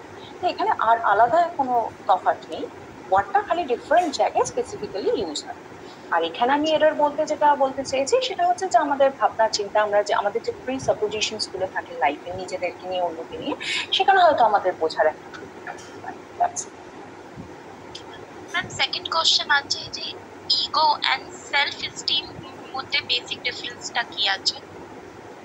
আচ্ছা, সেলফ এস্টিমটা তো আমরা জানি যে আমরা সবসময় নিজেদেরকে একটা সোসাইটির মধ্যে একটা জায়গায় দেখতে চাই। আমরা সবসময় এক্সপেক্ট করি যে আমাদের কথাকে আরেকজন মানুষ গুরুত্ব দেবে, শুনবে, ঠিক আছে, একটা ভ্যালু থাকবে। এটা হচ্ছে একটা সেলফ ভ্যালু বা ধরো সেলফ জাজমেন্টের সঙ্গে রিলেটেড। অন্যদিকে আমরা যদি ইগোটা দেখি, সেটা definitely part of our mind, যেখানে ইগোরও কিন্তু প্রচুর, ইগোটা তো একটা মানে অনেকগুলো ট্রেটের সঙ্গে সেটা বিলং করে। ইগোতে আমাদের সেটা ধরো যেটা আমরা এক্সপেক্ট করছি, আমাদের যে এক্সপেকটেশনস গুলো আছে, যে ডিজায়ার গুলো আছে লাইফের সঙ্গে, সেগুলো যেমন ইগো যখন হার্ট হয়, যখন আমরা এই কথাটাকে প্রায় বলে থাকি যে আমরা কোনো কিছু এক্সপেক্ট করছিলাম, এরকম একটা সিচুয়েশনে কেউ এমন একটা কিছু বললো যেটা আমি ভীষণভাবে হার্ট হয়ে গেলাম, তার মানে সেটা একটা আনএক্সপেক্টেড সিচুয়েশন, এটা আমি আমার জন্য কখনো এক্সপেক্ট করছি না, কিন্তু এমন একজন কেউ বললো, আমার ভীষণ একটা ভেতর থেকে একটা খারাপ লাগা, যেটা আমি মনে করছি যে এটা আমার সঙ্গে যায় না, ঠিক আছে, এটা আমার সেলফ ইমেজের সঙ্গে কন্ট্রাডিক্টেড, তখন সেটাকে আমরা ইগো হার্ট হওয়ার সঙ্গে বলি। মানে that is very similar with our personality and the point of state of mind. আচ্ছা ম্যাম, যদি আমি মানে এই সেন্টেন্সটা বলি আমার ইগো হার্ট হয়েছে, বা আমি এটাও বলতে পারি আমার সেলফ এস্টিম হার্ট হয়েছে, দুটোই একটাই আছে? না, দুটো তো কখনোই এক নয়, কেননা সেক্ষেত্রে তো তাহলে দুটো ডিফারেন্ট টার্মিনোলজি যখন এখানে ইউজ করা হচ্ছে, যখন আমরা যদি এখন গুগলে সিনোনিমস কে সিলেক্ট করি, তাহলে ইগোর জন্য কখনো কিন্তু সেলফ এস্টিমটা পাবো না। সেলফ এস্টিমটা হচ্ছে যে আমরা আমাদেরকে যে জায়গায় নিজেরা বিলং করাতে চাই, আমরা নিজেদের, আমাদের প্রত্যেকের নজরেই তো নিজেদের একটা ওয়েটেজ বা ভ্যালু আছে, যেটা আমরা এক্সপেক্ট করছি, যে আমি যখন ক্লাসে পড়াচ্ছি, আমার স্টুডেন্টরা আমাকে শুনছে, আমি যখন কোয়েশ্চেন করছি তারা উত্তর দিচ্ছে, তার মানে স্টুডেন্টরা আমার এক্সপেকটেশন অনুযায়ী কাজ করছে, তাদের মনে আমার একটা রেসপেক্ট আছে। আমি মানে সোসাইটির বিভিন্ন অ্যাঙ্গেল থেকে আমি নিজেকে যেভাবে দেখছি এবং আমার এক্সপেকটেশন টুয়ার্ডস আদার্স, সেটা আমরা জেনারেলি সেলফ এস্টিম হিসেবে দেখি। কিন্তু দেখো, সেলফ এস্টিমও তো অনেক সময় নেগেট হয়, মানে ধরো তুমি নিজের জন্য যেটা এক্সপেক্ট করছো সেরকমটা হলো না, আমি চাইছি সবাই আমাকে রেসপেক্ট করুক, আমাকে একটা জায়গা দিই, কিন্তু সেটা বাস্তবে হয়ে উঠলো না, তখন তো ডেফিনেটলি সেটা আমার সেলফ এস্টিম তো সেখানে অবশ্যই নেগেট হলে, সেটা হার্ট তো হলে। কিন্তু যখন ইগো হার্ট হওয়ার কথা বলা হচ্ছে, সেটা আলাদা, সেটা একটু আলাদা। সেটা হচ্ছে যে ধরো আমি কারোর কথায় ভীষণ হার্ট হলাম, অপমানিত হলাম, অবশ্যই তার এই কারণেই হলাম কেননা সে আমার প্রতি যে মন্তব্যটা করলো, কথাটা বললো, সেটা ঠিক আমার সেলফ ইমেজের সঙ্গে যাচ্ছে না, তো স্বাভাবিকভাবে আমি সেটা দুঃখ বোধ করছি বা অপমানিত বোধ করছি, এবং অবশ্যই হয় সেটা আমি এগেনস্টে কিছু বলছি, অথবা কিছু মানুষ হয় যারা এখানে অ্যাভয়েডেন্সটাকে নেয় এবং পুরো সিচুয়েশনটাকে অ্যাভয়েড করে। Hello ma'am. Okay, good afternoon. Thank you. হ্যাঁ প্রিয়াঙ্কা, গুড আফটারনুন। বলছি ফিলোসফিক্যাল কাউন্সেলিং আর স্পিরিচুয়াল কাউন্সেলিং, মানে স্পিরিচুয়াল আর ফিলোসফিক্যাল এর মধ্যে বেসিক ডিফারেন্সটা কোথায়? মানে স্পিরিচুয়ালিটি আর মানে ফিলোসফির মধ্যেও তো অনেকটাই সিমিলারিটি দেখা যায়, তো সেখানে এই দুটো কাউন্সেলিং এর মধ্যে কি ডিফারেন্স আছে ম্যাম? কিভাবে দুটোকে ডিফাইন, মানে আলাদা, মানে ক্লাসিফাই করবো কি করে? আচ্ছা প্রিয়াঙ্কা, দেখো তুমি যেটা বললে যে দুটো তো একই রকম, আসলে কিন্তু একরকম নয়। Yes, obviously in philosophical counselling sometimes we discuss the spiritual aspect of our life, কিন্তু both are not equivalent. Philosophical counselling কিন্তু আমাদের জীবনের আদর্শ, আমাদের মতামত, আমাদের চিন্তাধারা, এই বিষয়গুলোকে, বা ধরো অ্যাডজাস্টমেন্ট, লজিক, তর্ক, যুক্তি, এই সকল বিষয়গুলো নিয়ে আলোচনা করে। অন্যদিকে যদি তুমি শুধু স্পিরিচুয়ালিটির কথা বলো, তাহলে আমার এই ডিসকাশনে, আজকের যে 1 ঘন্টার ডিসকাশন, সেখানে কিন্তু খুব একটা স্পিরিচুয়াল বিষয় নিয়ে খুব একটা আলোচনা হয়নি মীমাংসা দর্শন ছাড়া। তাহলে ফিলোসফিক্যাল আলোচনা বা ভারতীয় দর্শনের মধ্যে কিন্তু অবশ্যই স্পিরিচুয়ালিটি আছে, এবং সেটা বিভিন্ন স্কুল অফ থটের হাত ধরে চেঞ্জ হয়েছে, কিন্তু দুটো একরকম নয়। স্পিরিচুয়াল বিষয়টি নিয়ে আলোচনা শুধু যদি আমরা মানে শুধু স্পিরিচুয়ালিটির ওপরেই যদি আমরা থাকি, আলোচনাটাকে যদি অন্যদিকে না নিয়ে যাই, তাহলে সেটা হয়তো একটা স্পিরিচুয়াল ডিসকাশনের মধ্যে রইল। কিন্তু যখন আমরা সেটা ফিলোসফি বলবো, তখন তার বাউন্ডারিটা কিন্তু অনেক ব্রড। কেননা ফিলোসফিক্যাল কাউন্সিলিং এর মধ্যে শুধু স্পিরিচুয়ালিটি নেই, সেখানে মরালিটি আছে, সেখানে এথিক্স আছে, লজিক আছে, ক্রিটিক্যাল থিঙ্কিং আছে, উইজডম আছে, ভার্চু আছে, তো সেখানে আবার মেডিটেশনও আছে, যোগা আছে, তো কাজে অনেক কিছু। কিন্তু স্পিরিচুয়াল কাউন্সিলিং হচ্ছে এটা তার একটা পার্ট, যেখানে আমরা শুধু স্পিরিচুয়ালিটি নিয়েই ডিসকাশন করছি। এবার যাদের ধরো স্পিরিচুয়াল ওয়েল নিয়ে কোনো কনফিউশন আছে, স্পিরিচুয়াল আন্ডারস্ট্যান্ডিং নিয়ে কনফিউশন আছে, বা তার একটা বিলিফ, ফিলোসফিতে তো অ্যাকচুয়ালি বিলিফটা ভীষণ ইম্পর্টেন্ট। তাহলে ধরো স্পিরিচুয়ালিটির কথা যখন আসে, তখন সেখানে বিলিভ একটা ভীষণ ইম্পর্টেন্ট পার্ট। কারণ নিজের বিশ্বাস নিয়ে, বিশ্বাস ভেঙে গেছে, সেটা নিয়ে তার মনের মধ্যে প্রচন্ড দ্বন্দ্ব, কনফিউশন, যাই না, সেটাকে নিয়ে সে একটা কাউন্সিলিং করতে গেছে কোন একজন বিশেষ ব্যক্তির কাছে, যাকে সে বিশ্বাস করে এবং মনে করে যে সে তাকে সঠিক পথ দেখাবেন। তাহলে সেক্ষেত্রে তাদের ডিসকাশনটা শুধুমাত্র সীমাবদ্ধ রয়েছে স্পিরিচুয়াল রেলের মধ্যে, স্পিরিচুয়াল বাউন্ডারির মধ্যে। তো সেটা আমরা একটা স্পিরিচুয়াল কাউন্সিলিং হিসেবে ধরবো। কিন্তু যখন আমরা ফিলোসফিক্যাল কাউন্সিলিং এর কথা বলবো, তখন শুধুমাত্র কিন্তু স্পিরিচুয়ালিটি থাকবে না। আমি তোমাকে একটা ছোট উদাহরণ দিই। বৌদ্ধ দর্শন আমরা জানি তার সূচনা ভারতবর্ষে হয়েছিল, তো সেটা যখন ধরো সিল্ক রুট হয়ে, টিবেট হয়ে উপরের দিকে অন্যান্য জায়গায় চলে গেল, উত্তরে মানে চায়না, কোরিয়া, জাপান এবং নিচু শ্রীলঙ্কা, তখন আমরা দেখতে পেলাম যে এখানে যে বুদ্ধিস্ট ফিলোসফির মধ্যে, বুদ্ধিস্ট যে সাইকোলজি এবং ফিলোসফি ছিল, সেটা কিন্তু আস্তে আস্তে চেঞ্জ হতে থাকে। কেননা বুদ্ধা তার ছেলেকে বলেছিলেন যে তুমি নিজেকে ঠিক সেভাবেই দেখবে যেভাবে তুমি আয়নায় নিজেকে দেখো। তার মানে কি এক্স্যাক্ট রিফ্লেকশন, এবং সেটাই খুব কঠিন। তো এইটা হচ্ছে জীবন দর্শন, এটা হচ্ছে ফিলোসফি। কিন্তু দেখো টিবেটে যখন সেটা যায়, তখন কিন্তু সেই টিবেটিয়ান যে কালচারের সঙ্গে মিশে, সেটা কিন্তু অনেকটাই রিচুয়াল ওরিয়েন্টেড বুদ্ধিজম হয়ে যায়। সেখানে আচার অনুষ্ঠান, রীতিনীতি, পূজা পার্বণ তাদের জায়গার সঙ্গে মিলেমিশে, সেখানে অনেকটা ব্যাপারটা দেখা যায় যে সাইকোলজি থেকে সরে গিয়ে অনেকটা রিচুয়ালস, অনেকটা স্পিরিচুয়াল ব্যাপারগুলো সেখানে অ্যাড হয়েছে। তো কাজে এই জিনিস দুটো হচ্ছে আলাদা। আবার আমরা ওটাকে কমপ্লিটলি সেপারেট করতে পারবো না, ওটা ওর সঙ্গে মিলেমিশে আছে। Okay ma'am, thank you ma'am. Hello ma'am. Good afternoon. Yes, Hello. good afternoon, Azma. This is Ajmat Ansari. Ma'am আমি বলছিলাম whatever we have discussed, আমরা যা ডিসকাস করেছি Indian philosophy, particularly Hindu philosophy, Yes, particularly Hindu philosophy. এইবার ভেবে নিন, the person who is coming to me, he is non-Hindu. Like you are living in Dubai and one Arabian came to you, and Yes. his belief system is totally different. So how shall we give him the philosophical counseling? Is this Hindu philosophical counseling is the universal philosophical way of counseling, or like I will have to adjust some way in different way? okay. First of all, I was not talk only about the Hindu philosophy, Buddhist philosophy are there, I have discussed. So actually this discussion is a so generalized discussion. If we discuss about the Islam philosophy, they also very rich in content.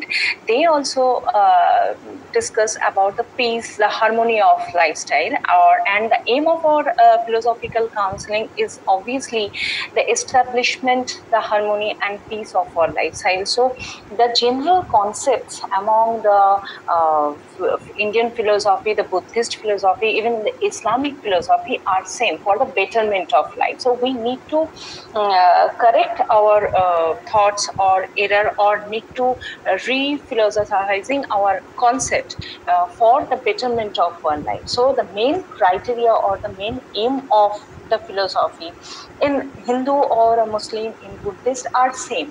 So when a counselor gave their instruction, he or she doesn't follow any particular religious oriented counseling session. He will definitely provide some general theorem, general strategy, which will be beneficial for all. Okay, ma'am. Thank you.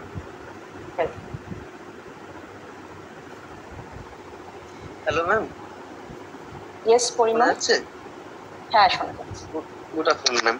আমার প্রশ্ন হচ্ছে যে আমরা চারটি পুরুষত্ব সম্পর্কে জানলাম, অর্থ, কাম, ধর্ম, মোক্ষ, এই চারটি যে পুরুষত্ব রয়েছে। আমার অবজারভেশন, খুব কম সময়ের মধ্যে যেটুকু অবজারভেশন করতে পেরেছি আমি, সেখানে দেখেছি বেশিরভাগ মানুষ এই অর্থ এবং কাম এই দুটো পুরুষত্বের মধ্যে আটকে থেকে যায়। ধর্ম এবং মোক্ষর এই যে দুটো, যেটা আমরা বেশ মানে উচ্চ স্থানে রেখেছি এই দুটো পুরুষত্বকে, সেখানে মানুষ পৌঁছাতে পারে না। এখান থেকে এই ব্যারিয়ার থেকে মানুষ কিভাবে সেখানে পৌঁছাতে পারে, যদি কিছু সাজেশন ম্যাম আপনি বলেন। আচ্ছা পরিমল, আমি ফার্স্টেই বলি যে এই যে চারটে পরম পুরুষার্থের কথা ইন্ডিয়ান ফিলোসফিতে বলা হয়, সব স্কুল অফ থট কিন্তু এই চারটাকে স্বীকার করেনি। যেমন আমরা যখন রিয়েলিস্ট চার্টবার্গের কথা বলেছি, তারা কিন্তু শুধুমাত্র সেখানে অর্থ এবং কামকে স্বীকার করেছে, তারা কিন্তু কোনো মোক্ষ বা ধর্মের কথা স্বীকার করেনি। কেননা আমরা যদি শুধু মোক্ষের কথা ভাবি, মোক্ষ মানে কি free from suffering, salvation from suffering, সেটা যদি আমরা চেষ্টা করি তাহলে আমাদের রোজের জীবন থেকে অনেক কিছুকে স্যাক্রিফাইস করে বাদ দিতে হবে। এবং আমরা আরেকটাও বললাম যে চার্বাকরা সবসময় একটা সেন্সেশনাল প্লেজারের কথা ভাবে, তাহলে আমরা যদি অনেক কিছুকে বাদ দিয়ে দিই তাহলে কিন্তু আমরা আজকের দিনটাকে এনজয় করতে পারবো না। এবং তোমার কথা অনুযায়ী যে আমরা দৈনন্দিন জীবনের মানুষ অর্থ এবং কাম এই দুটো মোক্ষকে চরিতার্থ করার জন্যই আমরা সবাই বদ্ধপরিকর, এবং সেটা করতেই হয় কেননা আমরা সবাই রিয়েলিস্ট, আমাদের এই রিয়েল ওয়ার্ল্ডের মধ্যেই বেঁচে থাকতে হবে। হ্যাঁ, কিছু মানুষ আমাদের মধ্যেই আছেন যারা অবশ্যই এর বাইরে, ঠিক আছে, মানে যেটাকে আমরা ভারতীয় দর্শনের ভাষায় মায়া বলি, এর বাইরে উঠে গিয়ে সুপ্রামঞ্জন ওয়ার্ল্ডে বিলং করতে চায়, তারা এগুলোর মধ্যে নিজেকে আটকাতে চায়। তাদের কাছে জীবনের অর্থ, জীবনের দর্শনটি কিন্তু আলাদা। কিন্তু আমরা যারা এখানেই আটকে আছি বা এর মধ্যেই নিজেদের সুখকে খুঁজে নেওয়ার চেষ্টা করছি, তাদের জীবন ধারণের জন্য তো অর্থ এবং কাম দুটোই ভীষণভাবে দরকার, না হলে তো সাধারণ মানুষের জীবন চলবে না। আর আরেকটা যেটা তুমি বলছো যে ধর্মটা কিন্তু আমাদের সবার মধ্যেই নিহিত, আমরা কিন্তু করছি। যেমন ধরো তুমি এই যে আজকের সেশনটা জয়েন করেছো, সেটা তো তোমার এই যে পোস্ট গ্রাজুয়েশন ডিপ্লোমার একটা ক্লাসের অংশ বলে এটা জয়েন করাটা তোমার রেসপন্সিবিলিটি, এই জ্ঞানটা থেকেই তো তুমি জয়েন করেছো। তাহলে এই যে ডিউটি, এই যে রেসপন্সিবিলিটিস প্রতি তুমি অ্যাওয়্যার, এটা তো তোমার, এটাই তো ধর্ম। আলাদা করে তো ধর্ম বলে কিছু নেই। যেটা তোমাকে সৎ পথে রাখবে, তোমার ডিউটিস গুলোকে ফুলফিল করতে হেল্প করবে, যেটা তোমার এবং তোমার পরিজন, তোমার কেরিয়ার, তোমার ফিউচার, তোমার পার্সোনালিটির জন্য বেনিফিশিয়াল, সেটাই তো ধর্ম। তাহলে ধর্ম কিন্তু আমরা ডিরেক্টলি ইনডিরেক্টলি সবাই ফলো করি। নিজের ভালো করা এবং নিজের ভালোর মধ্যে দিয়ে আত্মীয় স্বজন সবাইকে ভালো রাখা কি ধর্ম নয়? তো করি। তবে হ্যাঁ, মোক্ষ যেটা, দেখো এখানে এখনকার দিনে মোক্ষটাকে আমরা অবশ্যই গোল, প্রিফিক্স গোল অফ আওয়ার লাইফের সঙ্গে কিছুটা বলতে পারি, যদি আমরা সেই এক্সট্রিমিস্ট ফিলোসফি থেকে বেরিয়ে আসি। কেননা তাদের কাছে মোক্ষ মানে হচ্ছে পুরো এই যে ওয়ার্ল্ডের যে সাফারিং, সেটা থেকে সম্পূর্ণভাবে মুক্তি। তো সেটা তো সম্ভব নয়, মানে আমাদের মতো সাধারণ মানুষের পক্ষে সম্ভব। কিন্তু হ্যাঁ, মোক্ষ বলতে আমরা যদি আমাদের লাইফের জন্য কোনো গোলকে ফিক্স করে থাকি এবং সেখানে আমরা একটা সময় অনেক কষ্ট করে গিয়ে পৌঁছলাম, তাহলে সেটা কিছুটা হলেও তো মোক্ষ লাভের মতোই। মানে হয়তো শব্দটা অনেকটা বড় হয়ে যাচ্ছে একটা অ্যাচিভমেন্টের জন্য, কিন্তু সেটার মধ্যে একটা যেন কোথাও সিমিলারিটি রয়েছে। যে খুব চেষ্টা করে আমি একটা আমার জীবনের স্বপ্ন ছিল যে আমি এই জায়গায় পৌঁছবো, এবং আমি আমার যাবতীয় মানে স্টুডেন্ট হিসেবে যাবতীয় দায় দায়িত্ব পালন করে, বাড়ির প্রতি যাবতীয় দায় দায়িত্ব পালন করে আমি সেই জায়গাটা আজকে পৌঁছেছি। তো সেটা মোক্ষ থেকে কম কিসে। তো ধর্ম এবং মোক্ষ দুটোই কিন্তু আমাদের জীবনের সঙ্গে জড়িত। কিন্তু হ্যাঁ, যেহেতু এটা শব্দটা একটু আমরা মানে চলনসই নয় আমাদের আর 5টা টার্মিনোলজির সঙ্গে, তাই হয়তো আমাদের বুঝতে একটু অসুবিধা হচ্ছে। Thank you. আসলে কি ম্যাডাম বলুন তো, এই ধর্মের বিষয়টা কি, ধর্ম তো আমাদের সত্যি চলতে শেখায়, মানুষের পাশে দাঁড়াতে শেখায়, বা আমরা আমাদের নৈতিকতা বোধ বা আমাদের মানসিক শান্তি বা এইসব বিষয়গুলো তো ধর্মের সাথে ওতপ্রোতভাবে জড়িত। এই বিষয়গুলো দেখুন, আজকে আমরা যদি বলি আজকের এই কোভিড পরিস্থিতিতে মানুষের পাশে কিন্তু অনেকে দাঁড়াচ্ছে, সোনু সুদ রয়েছে এবং বিভিন্ন এনজিও সংস্থাগুলো রয়েছে যেগুলো সাধারণ মানুষের খাবার তুলে দিচ্ছে। এগুলো তো একটা মানবিকতা, মানে ধর্মের মূল বিষয় তো আমরা কোন একটা পার্টিকুলার রিলিজিয়ন বা ধর্মকে বোঝাই না। ধর্ম বলতে হচ্ছে মানবিকতা বা কিছু এইসব বিষয় যে রয়েছে, এটা আমাদের ম্যাডাম এই দুটো যে রয়েছে প্রস্তুত আমি যে দুটো বললাম তার বাইরে গিয়ে আমার মনে হয় এটা যদি ঠিকঠাক ভাবে মানুষের মধ্যে যদি বিল্ড না হয়, ইন রিয়েল সিচুয়েশনে আমরা কিন্তু এই সুখ বা শান্তি বা মানসিক শান্তিটা কিন্তু আমরা পাই না।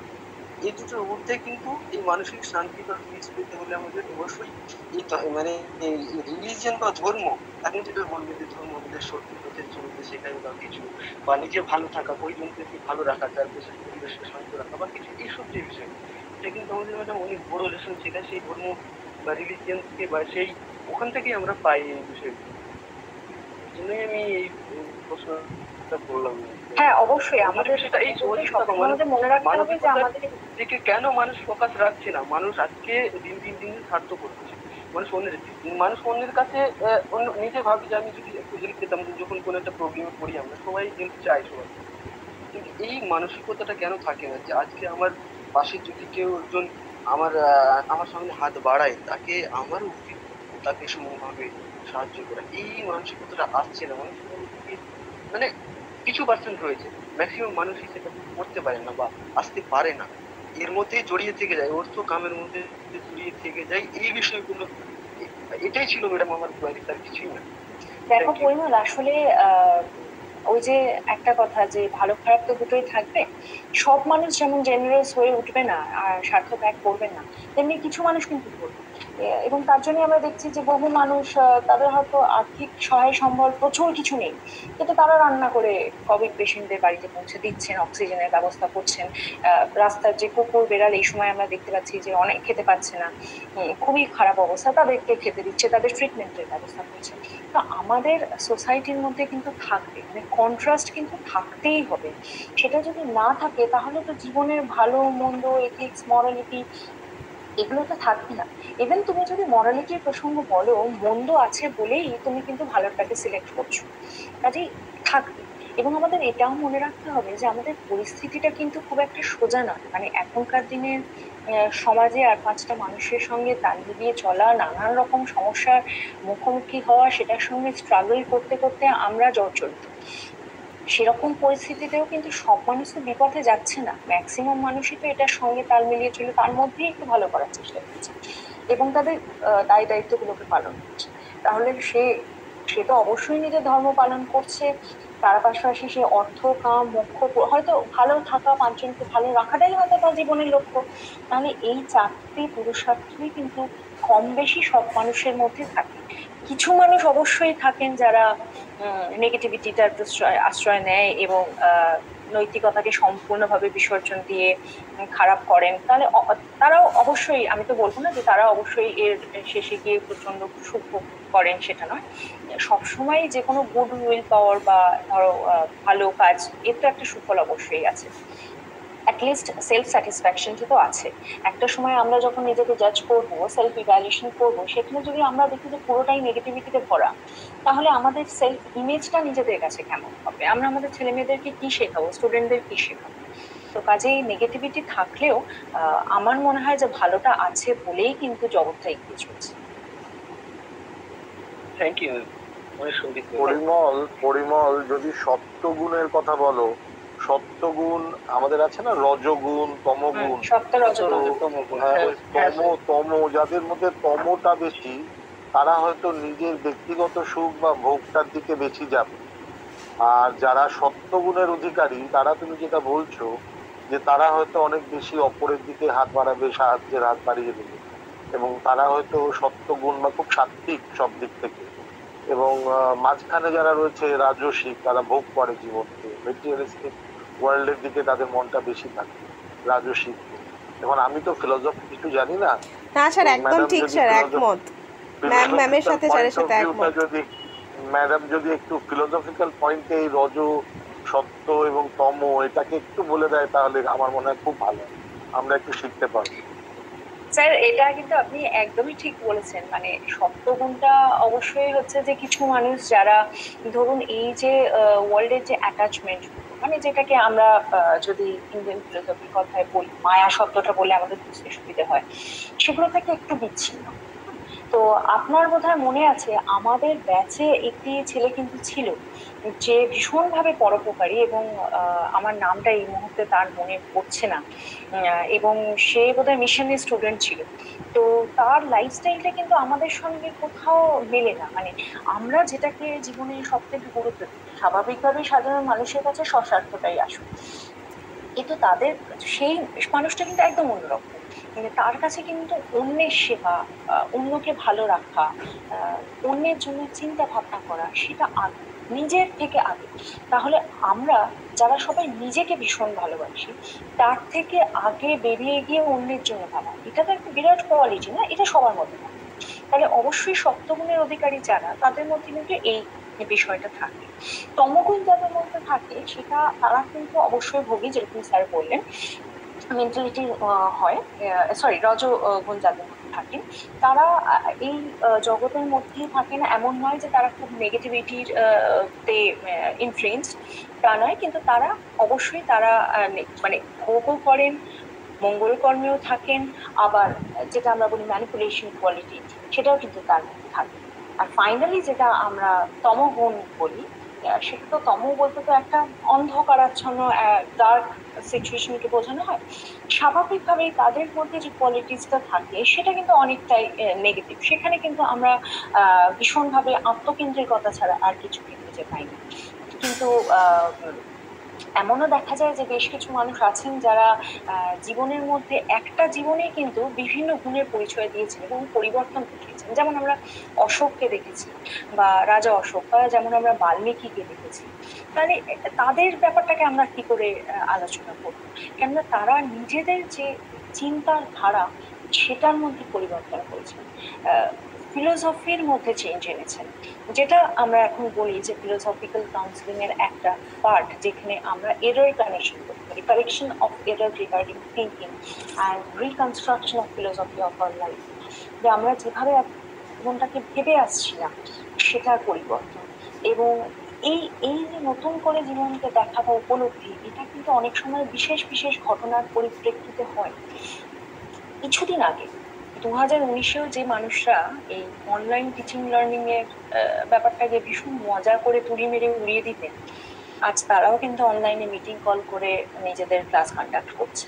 তো তাদের যে মানসিকতা, এবং শুধু মানসিকতা বলবো, মানে একদম মানে বদ্ধ যে ধারণা ছিল, সেই বদ্ধ ধারণাকে কিন্তু তারা একবারে উপড়ে ফেলতে বাধ্য হয়েছে। হ্যাঁ, অবশ্যই এর বিপরীত দৃষ্টান্ত রয়েছে। সবার হাতে স্মার্টফোন নেই, সবাই এই সুযোগ অ্যাভেল করতে পারছে না, কিন্তু যারা পাচ্ছে তারা জানে যে অনলাইনের মাধ্যমেও কিন্তু একই রকমভাবে নলেজকে ইম্পার্ট করা সম্ভব। চাইলে সেখানে স্টুডেন্টকে অ্যাক্টিভলি পার্টিসিপেট করানো যায়, এবং সেটাই দৃষ্টান্ত এই আমাদের ইন্টারঅ্যাক্টিভ সেশনটা, যে এখানে সবাই শুধু কানে হেডফোন দিয়ে আলোচনাটা শোনেনি, সবাই সেখান থেকে প্রশ্ন করছে। তার মানে তাদের মনের মধ্যে প্রশ্ন উঠছে, যেটা খুব দরকার লার্নিং এর জন্য। তো এটাই হচ্ছে চেঞ্জটা। তো আমাদের যেরকম পরিস্থিতি চেঞ্জ হয়, মানসিকতা চেঞ্জ হয়, তেমনি ঘটনার পরিপ্রেক্ষিতে কিন্তু আমাদের জীবনের দর্শনেরও পরিবর্তন হয়। এবং যদি কারোর মধ্যে সেই কোনো ভুল দৃঢ়বদ্ধ নেগেটিভ কিছু কনসেপ্ট বা ধারণা থেকে থাকে, সেইখানটায় ফিলোসফিক্যাল কাউন্সিলিং সেটাকে হিট করে ভেঙে ফেলে নতুন যুক্তির আলোকে সেটাকে নতুন করে তৈরি করে দিতে সম্ভব।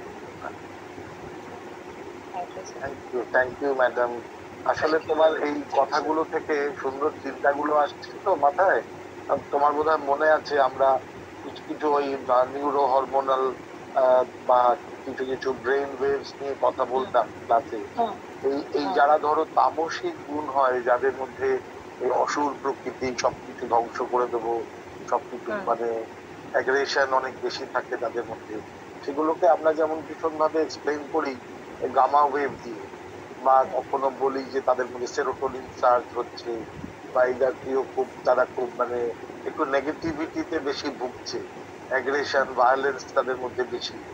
হ্যাঁ, এবং ওই আলাউদ্দিনের যদি তুমি একটা এক্সাম্পল নাও, সিনেমায় তারা ভীষণ ভাবে মাংস খায়, তাদের খাওয়া দাওয়ার মধ্যে তামসিক গুণটা খুব বেশি।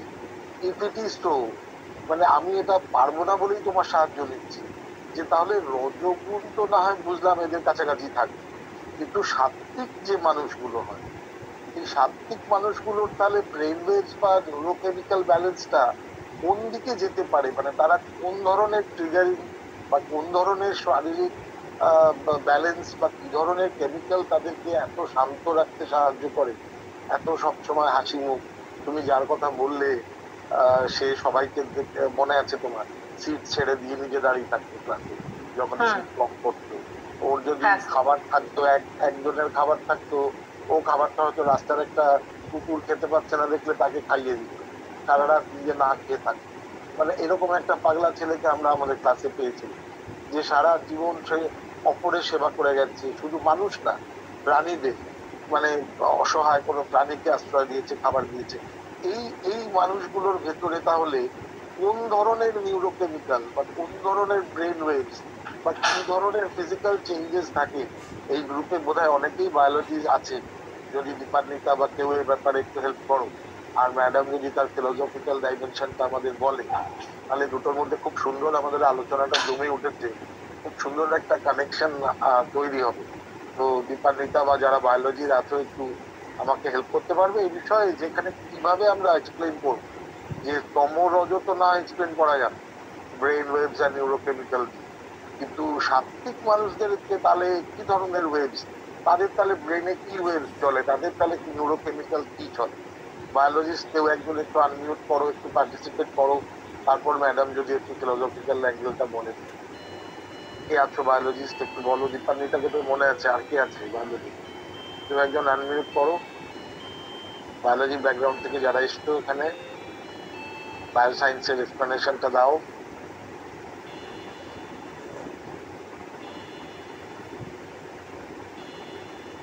নেই, তাহলে ম্যাডামই একটু আমাদের হেল্প করে দাও। বায়োলজিস্ট কেউ আজকে বোধহয় এখানে সামনে আনমিউট করতে চাইছে না, শুনতে পাচ্ছি না। স্যার আমি এর যে পিছনে যে ফিলোসফিক্যাল অ্যাসপেক্টটা বলছি, আর আমার মানে আলোচনাটাকে অবশ্যই সম্পূর্ণতা পাবে যদি আপনি এর পিছনে যে প্রপার সায়েন্সটা আছে সেটাকে আরো বিশদে বলেন, তাহলে সেটা আমার জন্য খুব ভালো হবে। আমার মনে হয় যে যারা সপ্তগুণের অধিকারী তাদের মধ্যে যে জিনিসটা খুব সহজেই আসে এবং বাকি 5 জনের মধ্যে আসে না, সেটা হচ্ছে সেলফ স্যাটিসফ্যাকশন। মানে আমাদের সোর্স অফ ভীষণ একটা কামনেস, শান্ত ভাব, মানে তুমি তাকে গালাগালি দিলেও দেখবে সে তোমার দিকে তাকিয়ে হাসছে। এবং এই গুণটা কি করে সম্ভব, মানে আমার তো খুব রাগ হয় কেউ যদি বলে পারে, কিন্তু কি করে এই মানুষগুলো এত শান্ত থাকতে পারে? এটা কি সত্যি ডায়েটের উপর নির্ভর করে? মানে অনেকে বলে তাদের সাত্বিক আহার, হ্যাঁ স্যার, আমিও স্যার একটু বলতে পারি, যেহেতু আমার স্যার সংস্কৃত ব্যাকগ্রাউন্ড, মানে দর্শন স্যার আমরা রাজসিক আহার করি, স্যার আহারের হ্যাঁ একটা খাদ্যের ব্যাপার থাকছে, মানে বলা হয় যে শাকাহারি বা যারা ভেজিটেরিয়ান, এই মানে সত্ত্বগুণের অধিকারী তারা, যারা এগুলো মেনটেন করে খাবার দাবার। ম্যাম যদি আরেকটু বলেন। হ্যাঁ আমি ইন্টারাপ্ট করলাম মাঝখানে, বলো ম্যাডাম একটু বলো। স্যার সেটা তো আমরা দেখি যে দেয়া হয়, এমনকি এই বিশ্বাস থেকে আমরা যদি মানে আগেকার দিনে যখন আপনার অল্প বয়সী বিধবাদের লাইফস্টাইলটা যদি দেখি, সেখানে প্রচুর মানে আনসাইন্টিফিক নানান ধরনের নিয়ম দিয়ে, খাওয়া দাওয়ার প্রচুর বিধিনিষেধ দিয়ে তাদের জীবনটাকে এমন ভাবে বেঁধে ফেলা হতো যাতে তাদের মধ্যে নতুন কোনো আর্জ, কোনো এক্সপেকটেশনস এগুলো যাতে সম্পূর্ণভাবে সাপ্রেস করে দেওয়া হয়। তাহলে ডেফিনেটলি একটা খাওয়ার ভূমিকা রয়েছে, যে যেগুলোকে আমরা উত্তেজক খাবার হিসেবে কনসিডার করি, যেমন ধরুন পেঁয়াজ, রসুন, মানে যেটা শরীরকে একটা উত্তাপ দেয়, সেই ধরনের খাবারগুলোকে না খেয়ে তার পরিবর্তে যেগুলো আমাদের শরীরকে শান্ত করে, যেমন ধরুন ফলাহার, শাকসবজি বা সহজ পাচ্য যে সমস্ত খাবার, খুব সাদামাটা খাবার, বেশি তেল মশলাদার বা খুব মুখরোচক খাবার যেগুলো নয়, সেগুলো দেয়া হয় যাতে সেই মানুষটার আস্তে আস্তে মনের পরিবর্তন ঘটে। তবে স্যার এই কথাটা বলা হলেও মানে আমি যত না খাওয়া দাওয়া বা ডায়েট, ডেফিনেটলি হয়তো ডায়েট অবশ্যই গুরুত্বপূর্ণ, কেননা এমনিও আমরা দেখেছি যে খাবার পরিবর্তনে আমাদের হোল লাইফস্টাইল, ফিটনেস এই সবটাই চেঞ্জ হয়। তাহলে ডেফিনেটলি খাবারের একটা ভূমিকা তো থাকবেই, যে আমরা কি ভাববো তার উপর, এটাকে ডিনাই করার কোনো পথ নেই। কিন্তু আমার যেটা পার্টিকুলারলি মনে হয় যে কিছু মানুষের এই যে স্যাটিসফ্যাকশনটা, এই যে কুল এবং কামনেস, সেটা খুব অল্পতেই আসে এবং সেটা তাদের সেলফ নিড অর সেলফ রিকোয়ারমেন্টের সঙ্গে অ্যাটাচড নয়। মানে অন্যের জন্য করা, ঠিক আছে, অন্যের হয়ে করা, মানে অন্যের ভালো দেখে যে নিজের পরিতৃপ্তিটা, মানে এমপ্যাথির জায়গাটা তাদের ভীষণ স্ট্রং, যেটা কাউন্সিলিং এ খুব দরকার।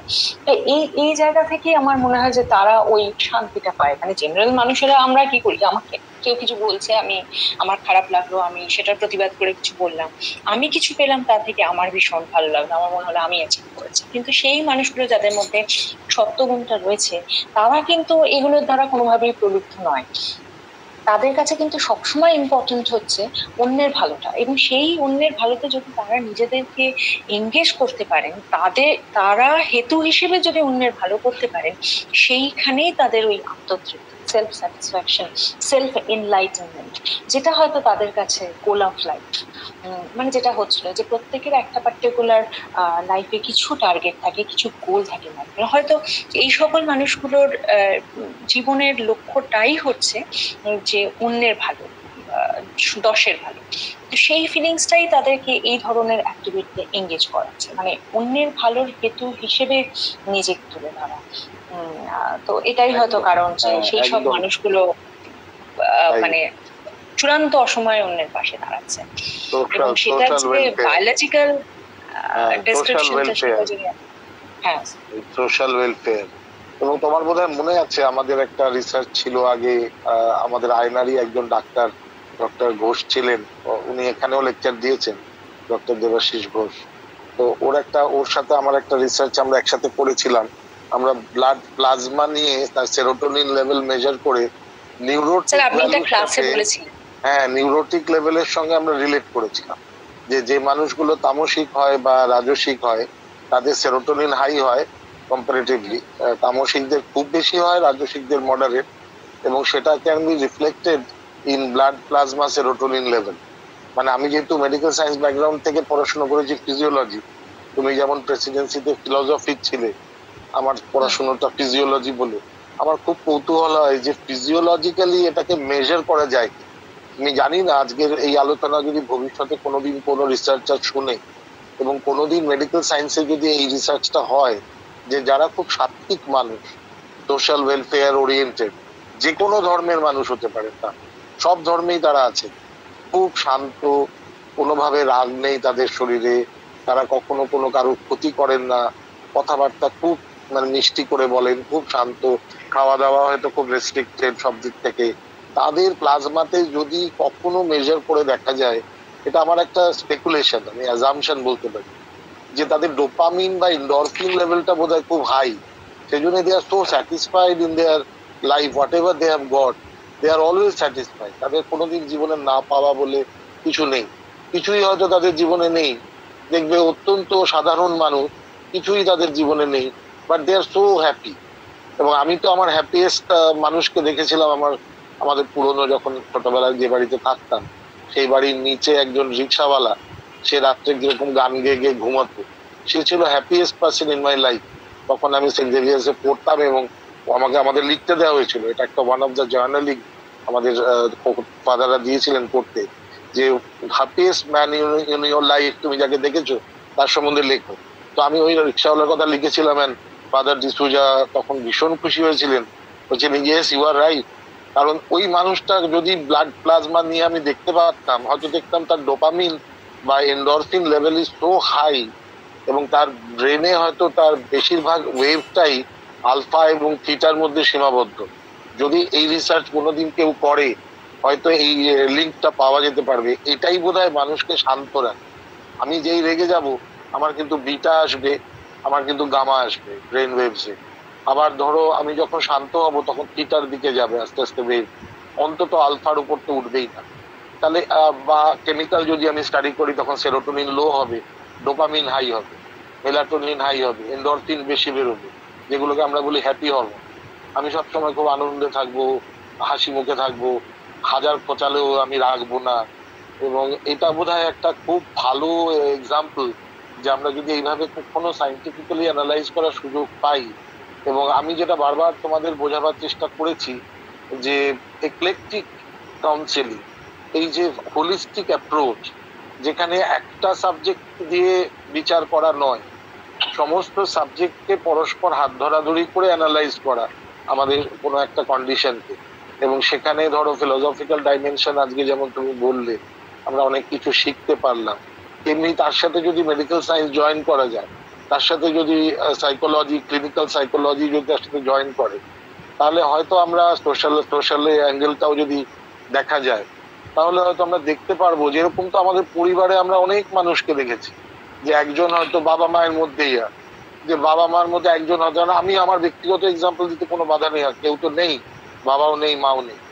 মা ভীষণ রাগী ছিলেন, চেঁচামেচি করতেন, আর বাবা ততোধিক শান্ত ছিলেন এবং হাসি মুখে থাকতেন। এবং মা যতই চেঁচামেচি করুন, এবং বাবা সবসময় চুপচাপ থাকতেন। আর সক্রেটিসের গল্প তো তোমরা সবাই জানো, সক্রেটিসের বউ অনেকক্ষণ চেঁচামেচি করার পরে যখন সক্রেটিস কোনো উত্তর দিচ্ছিলেন না, তখন মাথায় এক বালতি জল ঢেলে দিচ্ছে।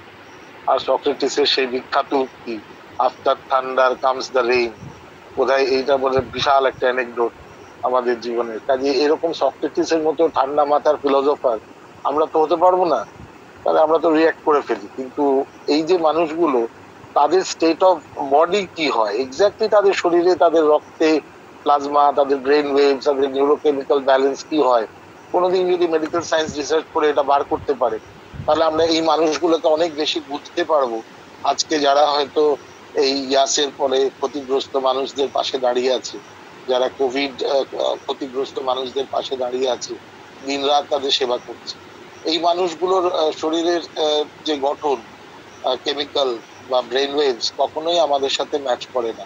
ওরা কিন্তু একদম আলাদা, ওরা একটা সামাজিক মানুষ, এবং মানে ভগবান তুল্য মানুষ, সব ধর্মের মানুষগুলো। এবং অসাধারণ একটা এক্সপ্লানেশন হয়তো আমরা ওই জায়গা থেকে ডিরাইভ করতে পারি। তো দেখি, thank you very much madam. তোমাকে ছাড়তে ইচ্ছে করছে না, এখন একটু সময় আছে, যদি আর কোনো ছাত্রছাত্রীর কোনো প্রশ্ন থাকে তো করো। স্যার একটা কথা, যে আমরা এই যে কানেকশনটা, আপনি যে কানেকশনটার কথা বলছেন, সেটা তো ডেফিনেটলি আছে, এবং এটা নিয়ে রিসার্চ হলে সামগ্রিকভাবে মানুষের সমাজে দিতে পারে। আমরা এই ডিরেক্ট কানেকশনটা কিন্তু যোগার সঙ্গে নিউরো ট্রান্সমিটারের পাই। কেননা যোগাতে হ্যাঁ, খুব স্বাভাবিকভাবে আমাদের যে সিস্টেম অফ যে সার্কুলারিটি বা ডাইজেশন সিস্টেম, এই সমস্ত মেডিটেশন, যোগা দুটো একটু প্লিজ মেডিটেশন যোগাটা দিয়ে তুমি। হ্যাঁ স্যার, কেননা আমি নিজে উপকার পেয়েছি, আর সেই জন্য সবাইকে বলা, আর কিছুই নয়। সরি, এইটা আমি বলতে ভুলে গিয়েছিলাম তোমাদের পরিচয়টা দেওয়ার সময়। ম্যাডাম কিন্তু আমাদের খুব ভালো একজন যোগা থেরাপিস্ট। আমরা এখানে কলকাতায় পেলে ওনাকে আরো অনেক বেশি হয়তো পেতাম, এখন উনি অনেক দূরে আছেন বলে পাই না। She is an excellent yoga therapist in this field. এইটা দিয়ে তুমি আজকে শেষ করো তোমাদের। হ্যাঁ স্যার, অবশ্যই। মানে আপনারা এখন ইউটিউবেও প্রচুর ভিডিও দেখতে পান, তো সব এক্সারসাইজ, মানে এক্সারসাইজের মধ্যেও কিন্তু প্রচুর স্টেপস আছে, মানে হঠাৎ করে অ্যাডভান্সে যাওয়াটা সম্ভব নয় কারোর পক্ষে, ইভেন আমার মতো। কিন্তু একদম বেসিক স্টেপস থেকে আপনারা যদি শুরু করেন, এবং খুব সিরিয়াসলি, মানে হবে না, হচ্ছে না, এরকম মেন্টালিটি নিয়ে নয়, একটা পজিটিভ পার্সপেক্টিভ নিয়ে যদি আপনারা যোগাটা শুরু করেন, তাহলে আপনারা নিজেরাই ফিল করবেন যে আপনারা ভালো আছেন। হ্যাঁ, একটা কাজ করতে করতে হঠাৎ আমি নিচ থেকে কিছু একটা নিতে ঝুঁকলাম, দেখা গেল যে আমার কোমরে, আমার পিঠে কোথাও একটা খিচ টান হয়ে গেল। আমি একটু বেশিক্ষণ হাঁটলাম, আমার পাটা ব্যথা করছে। আজকে আমি একটু বেশিক্ষণ বসে পড়াশোনা করছি, কোমরটা মনে হচ্ছে ধরে গেছে। এইগুলো কিন্তু খুব একটা বেসিক ব্যাপার, এবং লোকজন এটাকে বেসিকের জায়গাতেই রেখে দেয়। আমি এটা হবেই, এতক্ষণ বসে আসছি কোমরটা হবে না, এতক্ষণ যতক্ষণ তাকিয়ে আছিস মাথা ধরবে না, কিন্তু ধরবে না। যদি আমরা রেগুলার প্র্যাকটিসের মধ্যে থাকি তাহলে কিন্তু ধরবে না। মানে আপনি যতক্ষণই বসুন, হ্যাঁ অবশ্যই আমাদের যে কোনো কাজের একটা লিমিটেশনস থাকা উচিত, কিন্তু হ্যাঁ তারপরেও আমরা নিজেদেরকে কিন্তু ভালো রাখতে পারবো, আমাদের চোখের পাওয়ারটাকে কন্ট্রোলে রাখতে পারবো, আমাদের ফ্লেক্সিবিলিটিটাকে ভালো রাখতে পারবো। বয়সের সঙ্গে সঙ্গে যে ফ্লেক্সিবিলিটিটা নষ্ট হয়ে যায় যেটা বাচ্চাদের থাকে, সেরকমটা কিন্তু হবে না। তো আপনারা যারা এখানে আছেন তারা সবাই ইয়াং, এবং তারা মানে বয়সের সঙ্গে যদিও এটার কোনো সম্পর্ক নেই, কিন্তু নিজেদের মতো করে আপনারা কিন্তু চেষ্টা করবেন এক্সারসাইজটা রেগুলার করতে। এটা শুধু ফিজিক্যাল ফিটনেসের জন্য আমি বলছি না, যে স্যার বারবার বলছেন যে বিভিন্ন পার্টিকুলার সিচুয়েশনে, মানে সিচুয়েশনটা যদি খুব একটা ট্রিকি সিচুয়েশন হয়, খুব কমপ্লিকেটেড হয়, সেরকম সিচুয়েশনেও কিন্তু আমরা মাথা ঠান্ডা রেখে ডিসিশনটা নিতে পারি শুধুমাত্র প্রাণায়ামের জোরে। এই ব্রিদিং প্র্যাকটিসটা আমাদেরকে সেই স্ট্রেংথ দেয়। একা থাকা বা ধরুন মানে পোস্ট অপারেশন যে রিকভারি, সেটা ভীষণ ফাস্ট করতে কিন্তু মানে যে ইন্টারনাল হিলিং, সেটার জন্য কিন্তু মেডিটেশন আর যোগা ভীষণভাবে জরুরি। তো কাজে এত সমস্যার মধ্যেও নিজেকে আমরা সবাই ভালো রাখতে চাই, সুন্দর থাকতে চাই, এবং তার জন্য আপনারা সবাই নিজেদের মতো করে দেখবেন, অথেন্টিক সোর্স থেকে দেখবেন, এবং একটু একটু হলেও প্র্যাকটিস করবেন। Thank you sir for giving me this opportunity, and thanks to all of you for listening. Thank you. খুব ভালো ডিএম। তোমাদের তরফ থেকে এবার একটু কিছু কেউ বললে বলো, বলে শেষ করো। রিনা তুমি বলো, কিছু বলো। আমি ওইটাই বলতে, বেশ ভালো সেশন চলেছে, তো চুপচাপ শুনলাম, খুব ভালো সেশন। ম্যাম আমার একটা প্রশ্ন আছে ম্যাম যেহেতু হ্যাঁ আমি যেহেতু সংস্কৃত ব্যাকগ্রাউন্ডে, তো আমাদের যেহেতু ক্লাস 11 থেকে আমাদের তো ভারতীয় দর্শন সবসময় পড়তে হয়েছে, তো আপনি যেটা বলছিলেন যে যাদের ফিলোসফিতে মাস্টার্স বা পিএইচডি থাকছে তারাই ফিলোসফিক্যাল কাউন্সিলিংয়ের দিকটা দেখতে মানে পারে, তো আমার এটা মনে হয় যে আমরাও কি এলিজিবল, যেহেতু আমাদের ভারতীয় দর্শনটা আমাদের একদম ক্লাস 11 থেকেই, যেমন আমরা গীতার কর্মযোগ 10-12টা শ্লোক পড়ছি, তারপর আমাদের বিভিন্ন দর্শন পড়তে হয়েছে, ইভেন নেটেও আমাদের ভালো রকম দর্শনের এটা থাকছে দর্শন, তো সেক্ষেত্রে আমি বলতে চাইছি যে আমরাও কি এই দর্শনের মানে বেস করে আমরা কি কাউন্সিলিংয়ের জন্য আমরা এলিজিবল? মৌমিতা, যখন তুমি এই কোর্সটার মধ্যে আছো, মানে কলেজের গাইডেন্স কাউন্সিলিং এর কোর্সটার মধ্যে আছো, তার মানেই হচ্ছে যে তুমি পাস আউট করার পর ইউ আর ডেফিনেটলি এলিজিবল। এবং তোমার বেনিফিটটা এটাই যে দেখো, যখন আমরা কোনো কাউন্সিলরের কাছে যাই তখন সে একজন ফিলোসফিক্যাল কাউন্সিলর কি সাইকোলজিক্যাল কাউন্সিলর এভাবে তো যাই না, আমরা একজন এক্সপার্টের কাছে যাই যেখানে আমরা বিশ্বাস রাখি যে আমরা আমাদের প্রবলেমের একটা সলিউশন পাবো। তাহলে এটা তোমার একটা এক্সট্রা বেনিফিট যে তুমি আমাদের যে লাইফের ফিলোসফি সেটাকে জানো, এবং এটাই এক্সপেকটেশন থাকবে যে তুমি যেটা জেনেছো সেটা তুমি তোমার কাজে ইউজ করছো, মানে সেটাকে তুমি অ্যাপ্লাই করছো। তো তুমি তো এই কোর্সটা করার পর definitely you are eligible for counselling, এবং তুমি অবশ্যই যে ফিলোসফিক্যাল তোমার যে নলেজটা আছে সেটাকে তুমি রিয়েল লাইফ সিচুয়েশনে সেটাকে অ্যাপ্লাই করবে। Thank you so much ma'am, thank you. আর কেউ কোনো প্রশ্ন করছো কি? অনেকে চ্যাট বক্সে লিখছো, Debashree, Chandrima chat box thank you দিলে ম্যাডামকে দেখলাম। আর কিছু বলবে কি ম্যাডামকে একদম ফাইনালি বিদায় দেওয়ার আগে? একদম ক্লোজিং সেশন অলমোস্ট শেষের দিকে। ম্যাম আমি আর একটা ভালো একটা প্রশ্ন করতে চাই।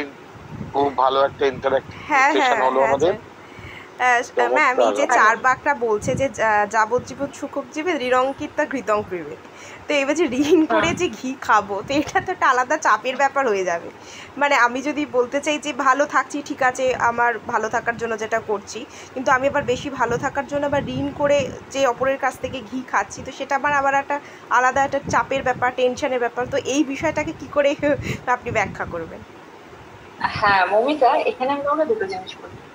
একটা হচ্ছে যে দেখো, ঋণ করাটা হচ্ছে আমাদের লাইফের এখন একটা পার্ট। আমরা তো নানা রকম লোন নিই না, এডুকেশনাল লোন নিই, এন্টারপ্রেনার যদি হয় তাহলে কোনো কিছু বিজনেস স্টার্ট আপ করার জন্য আমরা একটা লোন নিই। তাহলে এই লোনের সঙ্গে আমাদের মরালিটি বা এথিক্সের কোনো কন্ট্রাডিকশন নেই, ঠিক আছে, আমরা লোন নিতেই পারি।